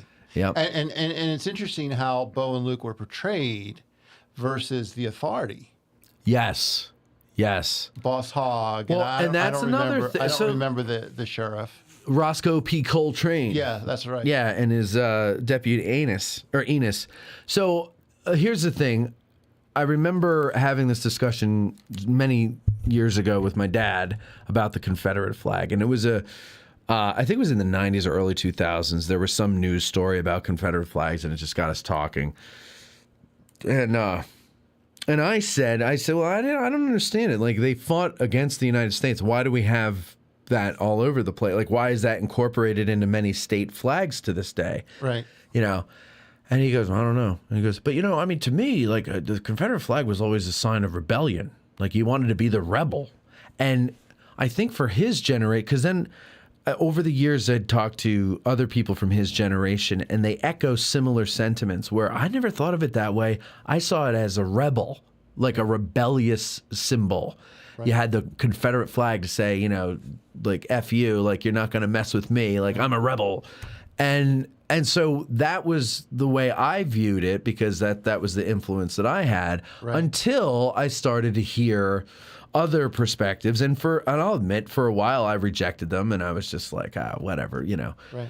But then, then the more you hear it, the more you're apt to believe people mean it. Right. And so then you start to say, well, I don't get it, I don't agree, but if you genuinely feel that is a threatening symbol to you, and you don't want to see it hanging above your state house, I mean, I guess I can't argue with that, even though I have some, I think, pretty logical arguments against that. But okay. And then I think of myself.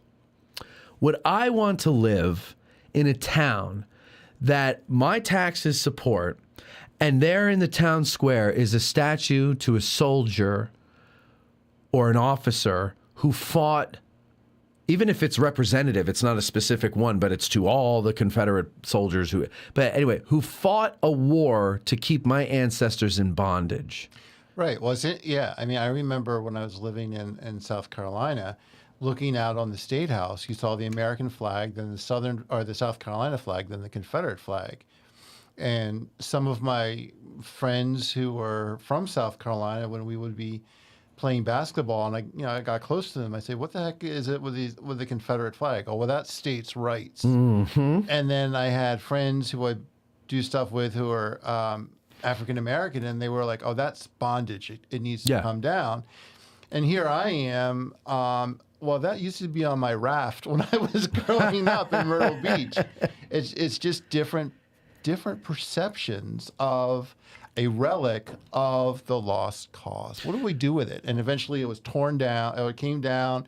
It was put in a separate place in the State House grounds. It was torn down, and I think now it's there's a Confederate museum in Columbia that I think that's where it is, if memory serves right. The thing when you hear people say, the average Confederate soldier couldn't afford a slave, he wasn't fighting for slavery, blah, blah, blah, blah, blah. That may be very true. And I will give them that argument. I will say you have a point there. However, them fighting for whatever they thought they were fighting for, had the South won, would have resulted in the institution of slavery remaining for God knows how many more decades. No, it was already on the way out. Oh, that's right. I forgot. It was on the wane. Yeah. Right. So anyway, this episode here is like an intro to the Lost Cause. We're trying to figure it out ourselves, and what I want to do, Andy, we're kind of looking at the painting. We're looking at how many analogies we can make. We're looking at the water coming down and going, I wonder what's going on here. It's the analogy show. It's the analogy show. Yeah. I like it. Yeah. The Lost. So it's like an intro to the Lost Cause, right? And we're just trying to make sense of it ourselves and not dive too deeply into it. But I do want to do a series of shows on this over the course of the next 12 months. Maybe 2 or 3, maybe 4 of them total, including this one. And one of them I would like to be a panel, and I'd like to invite you to be on that panel. And we'll get a couple of historians in, and we'll really talk about it and what was it. We'll get more into it and everything, because it is. I've had dinner with Jen Murray over the last a couple months. They've been in town over the summer. And so me and my girlfriend and Veronica and her mother and Jen and her husband Mike, we would go out to dinner on Sunday nights. And most of the time we sit and laugh and just talk about whatever. But once in a while I remember that, the Lost Cause came up. And, being that I had a bona fide PhD here in history, I was like, I said, well, you give me your take on Lost Cause. And we started talking about it. We didn't get too deep into it, but it was very evident to me that even to learned people, it's confusing, and I think what's so confusing about it isn't the facts that they know. It's how do you tell it to somebody who doesn't know? Exactly. It's and the more you hear yourself talking about it, the more you go, I sound like a crazy person. Yeah. Because this is crazy. I mean, the question for me is, my main interest in this is how in the world was this thing formed? What were people like Early or Pendleton? What were they writing? What were the writings of the Southern Historical Society that prompted this? I like to go back to the original documents to kind of wrestle with, well, what was the perception leading to this, or maybe what caused the break in the pipe? Mm-hmm. Yeah, I don't know. There's so much to explore with this whole thing. Would you want to hear some of the comments that people are saying here? Okay. Matt, God, you're so ugly. Please don't go on camera ever again. Well, at least they said that about you. Yeah. Mom, I told you to stop watching these videos. Yeah. No, let's see. So we do have someone in here who is I won't say his name because I don't want to embarrass him, but he's very pro Lost Cause. His first sentence to us was, "The lost cause is true, though. It was the War of Northern Aggression. Typical Yankee holding Southern culture in contempt." I love Southern culture, by the way. I do too. I love lived down muddin. there. I love barbecues. I love Daisy Dukes. And cotillions, whatever the hell that is. Right. No, actually, I know what it is. The winners are the ones who interpret and write history and then get to decide what is true and false. This is true. But the Civil War is a unique instance where the losers got to do that. Yes. And not only that, but they got to put up icons to their heroes all over the country. And that's the fascinating thing to me about the Lost Cause is, okay, the winners get to write history. Well, in this case, you have people writing history or thinking about history and writing it who weren't the winners. Right. Which it's fascinating. And not that the winners didn't contribute to the history, right. but they weren't the sole writers. Right. Interesting. I mean, I'm not going to compare them to other wars. Let's see. And then there's people coming in there with some, arguments back. We're not going to get into the whole back and forth, but I do want to talk about let's see here. Well, one person says total war, Mongols and Huns taking what they can use and destroying everything else. Difference being taking slaves, using total war to take slaves, not killing the institution of slavery like Sherman did. So I guess Tom here is saying that, using total war, first of all, we're not the first people to use it, right? Plenty of cultures before the United States did. Modern war, this first modern war, maybe we can make the argument. Right. But prior to us, total war was used to enslave people or wipe people out or whatever, conquer people. Right. We used it ultimately to free a people.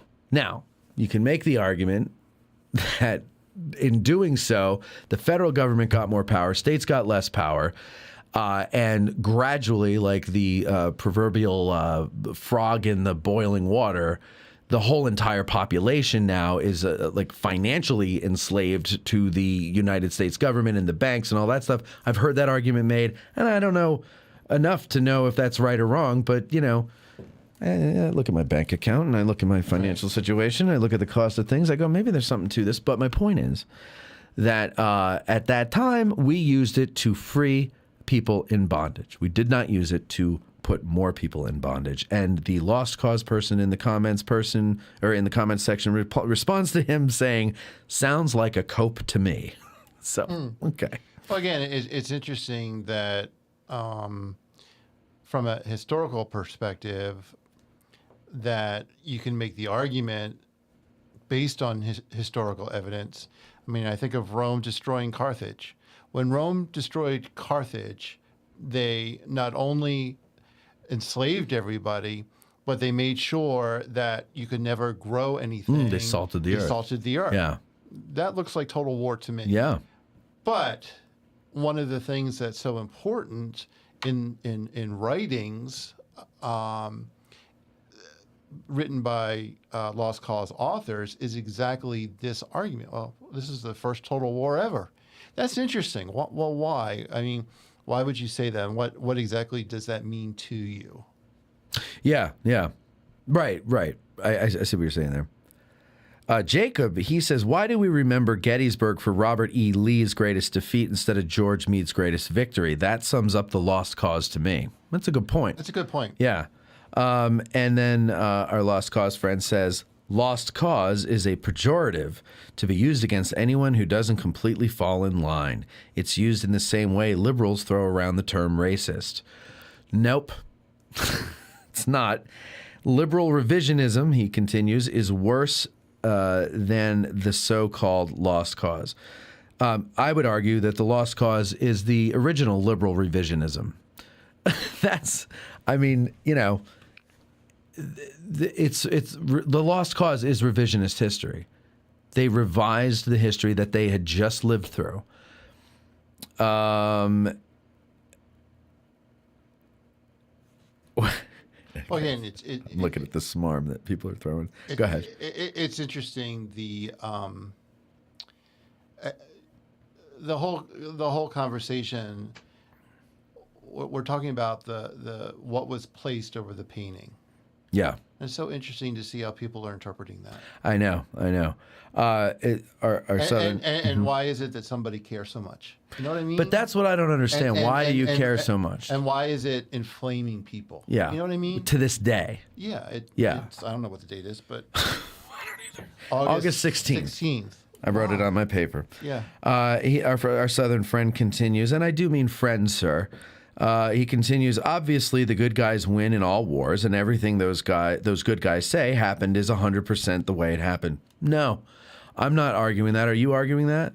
No. No. I think human beings are all flawed, and human beings embellish, misremember, and outright lie all the time, regardless of which side they're on. And as I said before, might makes right, but that doesn't mean that they're correct. And so, the Union won. I do believe owning people is wrong. I hope you agree with me, sir. I have a feeling you don't. And they were right. They were correct in making the abolition of slavery a war aim. I think they were also correct in trying to preserve the Union. I don't think they were correct in necessarily provoking war. And I think I would agree that maybe Lincoln provoked the South to fire. He would say, well, if I were to go and invade them and attack them first, I would look like the bully. But if they fire on my men, then I have grounds to then go. And so I can understand that. But still, that is not aggression. Well, provocation kind of is. Provocation, I'd say. All right, maybe I'll give you that. And then Rob says, at the end of the day, they fought to maintain slaves. Nothing noble in that. Agreed. Balthazar says, slaveholding government attempting to maintain an aristocracy versus an imperfect U.S. government. Let's see here. Our southern friend says, the parents, so this is when I was talking about where, Right, okay. right. He says, the parents heard it from their grandparents or great-grandparents that lived it. I think they would know more than some cosmopolitan historian today. Well, they would know more if they were telling the truth from the beginning, but if they were revising things to exonerate themselves and to make them not feel bad for defending a fledgling nation that wants to preserve the right to own people, which is embarrassing. And after you've lost, I mean, you don't want people to know that. Obviously, because that's the other thing, too. The Civil War to me and the Southern cause was the last, it was like the last gasp of a dying way of life. And I agree, it might have been dying, but I don't think it was about to die in 2 years. Probably by the 1880s, maybe 1900. Yeah. Maybe then it would have died off. But I don't think it was anywhere near death in 1860, but the way of thinking, the chivalry of the South, that whole way of life, I think was being squeezed out by industrialization and the modernization of the Western civilization. And I understand, listen, I mean, there's a lot of parallels to life today where, you can feel the world changing around you, and it almost seems like it's targeting you. Right. And I really like what you said about 9/11, that somebody was on the ground, saw what happened, and they have their perception, which got transmitted to generations. I think the same thing could be said for somebody who experienced this, that they were doing X, Y, and Z, they were marching X, Y, and Z, and they had their own perception, which got transmitted. So, but I think it's interesting also to look at that perception, and then add it to other perceptions, stuff written by the Southern Historical Society, stuff written by Pendleton and Early and everything else, and try to let's cross the battle line, stuff written by Sherman and Grant and who knows who else, and just put it together and just say to ourselves, what's the root painting here? Yeah. Because I like the larger perspective, if you will. Although, those stories of William Thomas Bull will be with me for the rest of my life. Yeah, of course. So, Let's see here. So yeah, and then Balthazar retorts. He says, individual tales / stories are a source, but not the truth of the overall history. And I guess, that's the cosmopolitan historian, as our Southern friend says, that the job of the historian is to take Joe Schmo's perspective and Tom Jones's perspective and John Jorgensen's perspective, all their perspectives, and put them together and try to make a story that people can understand. And I don't mean make a story as in create a story for a novel, but I mean, make it understandable for people. But you have to look at all of the evidence. You can't just look at great-grandma's version of what happened, because great-grandma only saw what happened around the farm. She didn't see what happened everywhere else. And I would think that for a good historian, they have their own historical methodology. I'm more familiar with political science methodology, but in historical methodology, I would hope and I would think that part of the process of putting together the different stories is also to realize your own bias. Yeah. If I was reading about McClellan's invasion, my bias would probably be that's where he was, and darn McClellan.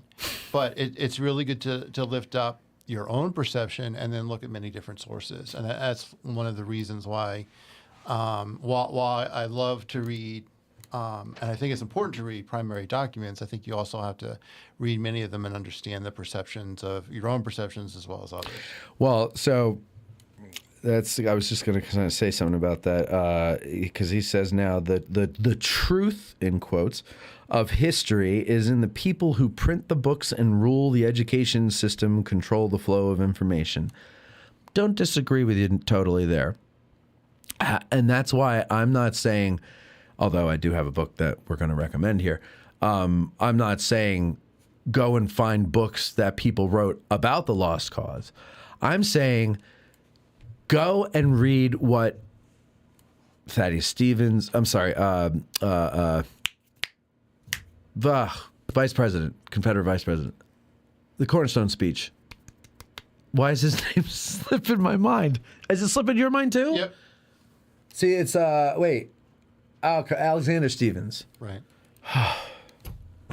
Read that. Read that. Read the Constitution. Read Early's tribute to Robert E. Lee at Robert E. Lee's burial.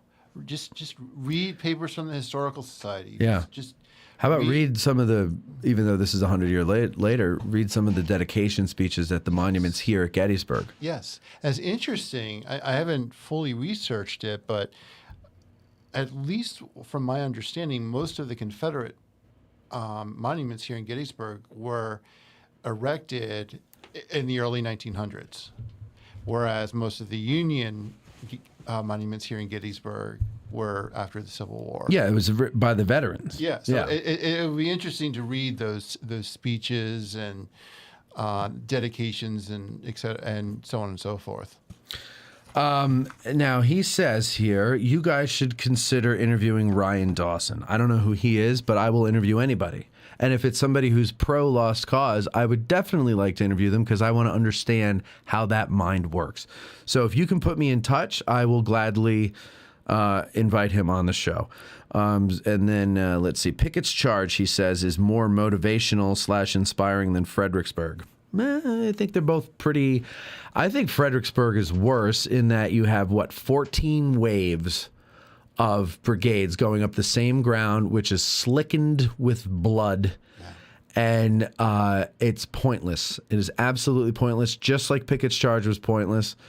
I don't know. I think, I think they're both equally horrible. And I think that's probably why the Union troops chanted Fredericksburg to Pickett's men, because it was basically the same thing. Precisely. Yeah.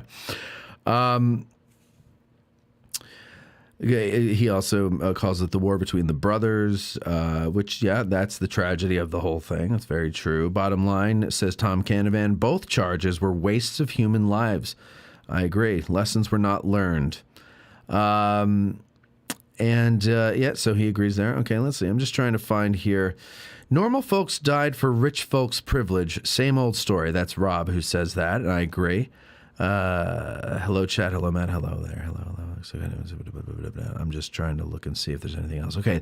The North and federal government completely forced their will on the South after the war.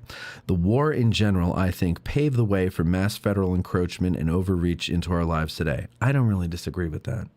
No, I don't disagree with the last part. The first part, whether it's true or not, which it is kind of true, you shouldn't have gone to war with the North. I'm sorry, like you can't. This is like, I take it, sir. You don't like liberals today. Well, what are they always doing? They're wanting to do things without consequence. Well, you sound like a liberal.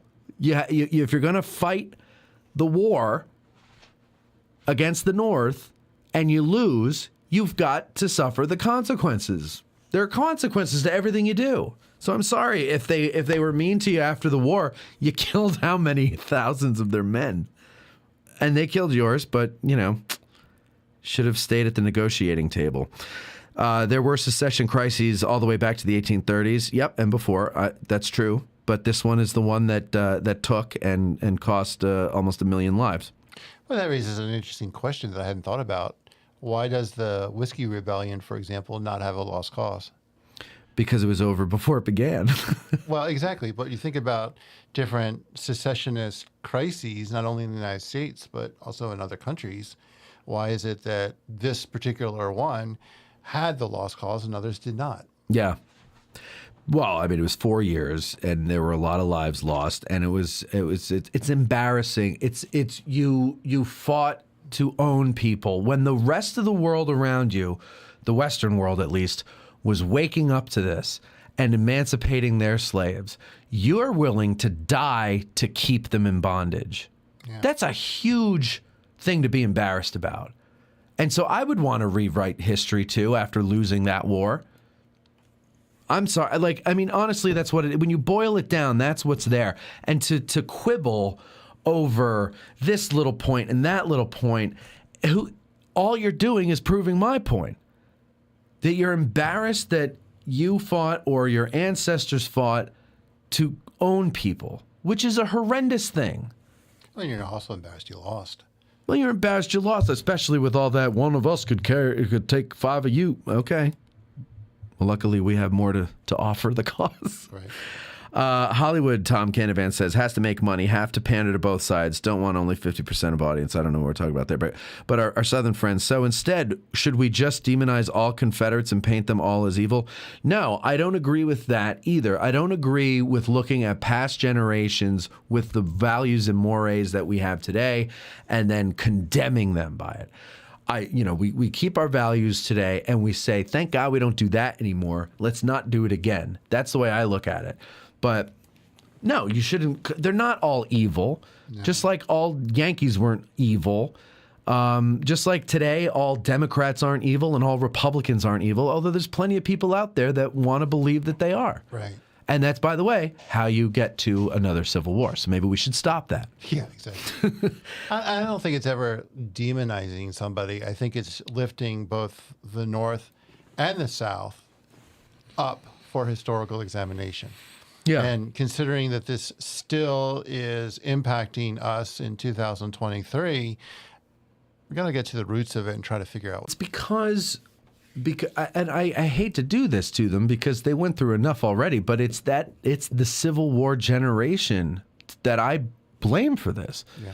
Because the Union, the Yankees, the veterans, and it's not that none of them objected to Confederate flags being at places and Confederate monuments going up and everything like that. There were plenty that objected to that, but overall, apparently, there weren't enough of them, or they didn't put up a strong enough fight to make sure that none of that happened and to counter the lost cause. And that might be an interesting another show.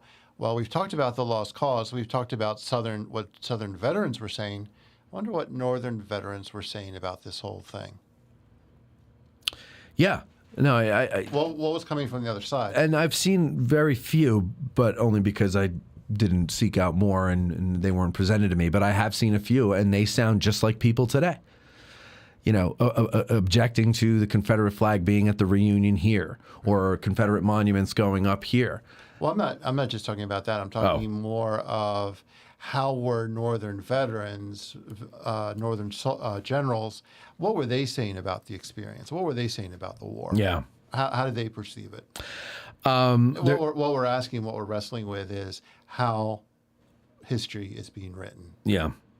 It's very interesting. There's a lot of good comments here, and I don't want to ignore anybody, but there's a lot of them, and we have to end the show soon. So let me just see here. One person here. So Rob says something that I think is true, and it's a great way to end the show, and that is the truth is never comfortable. And I think when you try to get to the truth, it's very uncomfortable. It's very difficult to do. But I think we should all seek it out, even if it makes us totally re-examine and perhaps change the worldview we were brought up with. And it's not that your parents and grandparents and great-grandparents, et cetera, were evil for telling you things that fall under the lost cause, because they came to that innocently as well. Right. The point is, it's like, well, I beat my wife because my dad beat my mom, and his dad beat his grandma or my grandmother, and so on and so forth. Well, okay, so you're going to just keep doing that until God knows what? No. Why don't you be the one who stops it? And so if you're uncomfortable with an examination of the lost cause, then maybe you need to take a step back and go, why am I so hell-bent on holding on to these ideas? Why can't I just consider these other ideas, or consider that maybe there were some nefarious people on the side of the South in the post-war years? Why is that hard to do? I don't know. Yeah, but I really like that, the truth making you uncomfortable, because I think that's certainly an appropriate comment about this. And that's why they say the truth shall set you free, because once you get through that discomfort, it's very liberating. Yeah. And I had to do that with myself, on a personal level. I was telling you before the show, I have this history of picking girlfriends who just don't appreciate me, they don't treat me well, right? And I realized I could be mad at all women, and I could be bitter towards women and blame women, but it's not women. The common denominator was me. I allowed them to. Which made you uncomfortable. Which made you uncomfortable. Very uncomfortable. Yeah. But you know what? I had to do it because I was sick of it. I wanted to change it. So I had to go through that discomfort. I had to reach inside and tear everything apart, pull it out and look at it and crumble it up or throw it away or put it back in, but fix it a little bit. But it took years, and it was very painful, and it was very uncomfortable. But eventually you get to a point where the pain and discomfort gets less and the joy and comfort gets greater. Right. And then you start getting closer to being your true self or an improved version or whatever the hell it is you're after. And so it's the same thing with worldviews. You got this worldview, and then, something eventually is going to hit you in the face to say, that's not true. Oh, exactly. And then you're going to start to look in the rest of it and go, oh, that's not true either. And I guess look, it doesn't matter to me if you believe in the lost cause, unless you're trying to get other people to believe in the lost cause. You believe what you want, but it's pretty much easy, not easy, but it is. You can go and find that a lot of what the lost cause says is bull. If you just go and you read some, primary sources, and even those are full of that's what's so complicated about this. We'll never finish this. And I think, no, you can't finish it. And I think also just because you are in favor of and promoting the lost cause or against the lost cause and think it's the worst thing ever, we still can be friends. Yeah, I would hope. We still can go out and do things. I mean, we're getting into a point in society where it's, you're against this, so you're an evil person. I would rather sit down and have a civilized discussion and then go grab a beer, something like that, and talk about the Phillies or something like that. I think that's really important these days, and unfortunately, it's a lost art. It is a lost art, and I hope that our friend who Well, okay, so there you go. Hit the last thing he said. Good show today. Had a lot to think about. So there you go. That's what I want. Hopefully that's all you don't have to agree with us. Just consider it. That's all. And but I don't want to say your name because you were the more controversial person here that I've chose to highlight, and I don't want to embarrass you, but I do want to tell you the person you suggested we have on, if you can put us in touch with him, I would gladly have him on. And I hope that you didn't think I was picking on you at all today. And I thank you for watching, and I thank you for your engagement. That helps with the algorithm. And yeah, I appreciate it. And I hope you stick around and come back and listen to other shows and maybe, whatever. And if you ever come to Gettysburg, I'd be happy to have a beer with you, like Andy was saying. And we can talk about this stuff and not hate each other, because I don't hate you just because you disagree with me. Andy, that's it. I have to pee again. All right. Drinking too much water these days. And unsweetened iced tea. Anyway, folks, that's it. Look for more episodes on Patreon about The Lost Cause. I hope you enjoyed this one. Thank you to the people watching live. Again, this is going to be a feature on Patreon one day where patrons only will be able to watch things live and contribute like we did here with you. And that was a lot of fun. For those of you who put comments in there that I didn't get to, I thank you for them anyway. It's nice to see thoughtful people saying thoughtful things. And that's about it. So you guys take care of yourselves. Andy, thank you very much. We'll have you on again. And it's off to the bathroom I go. Have a good one. Okay. Terrific.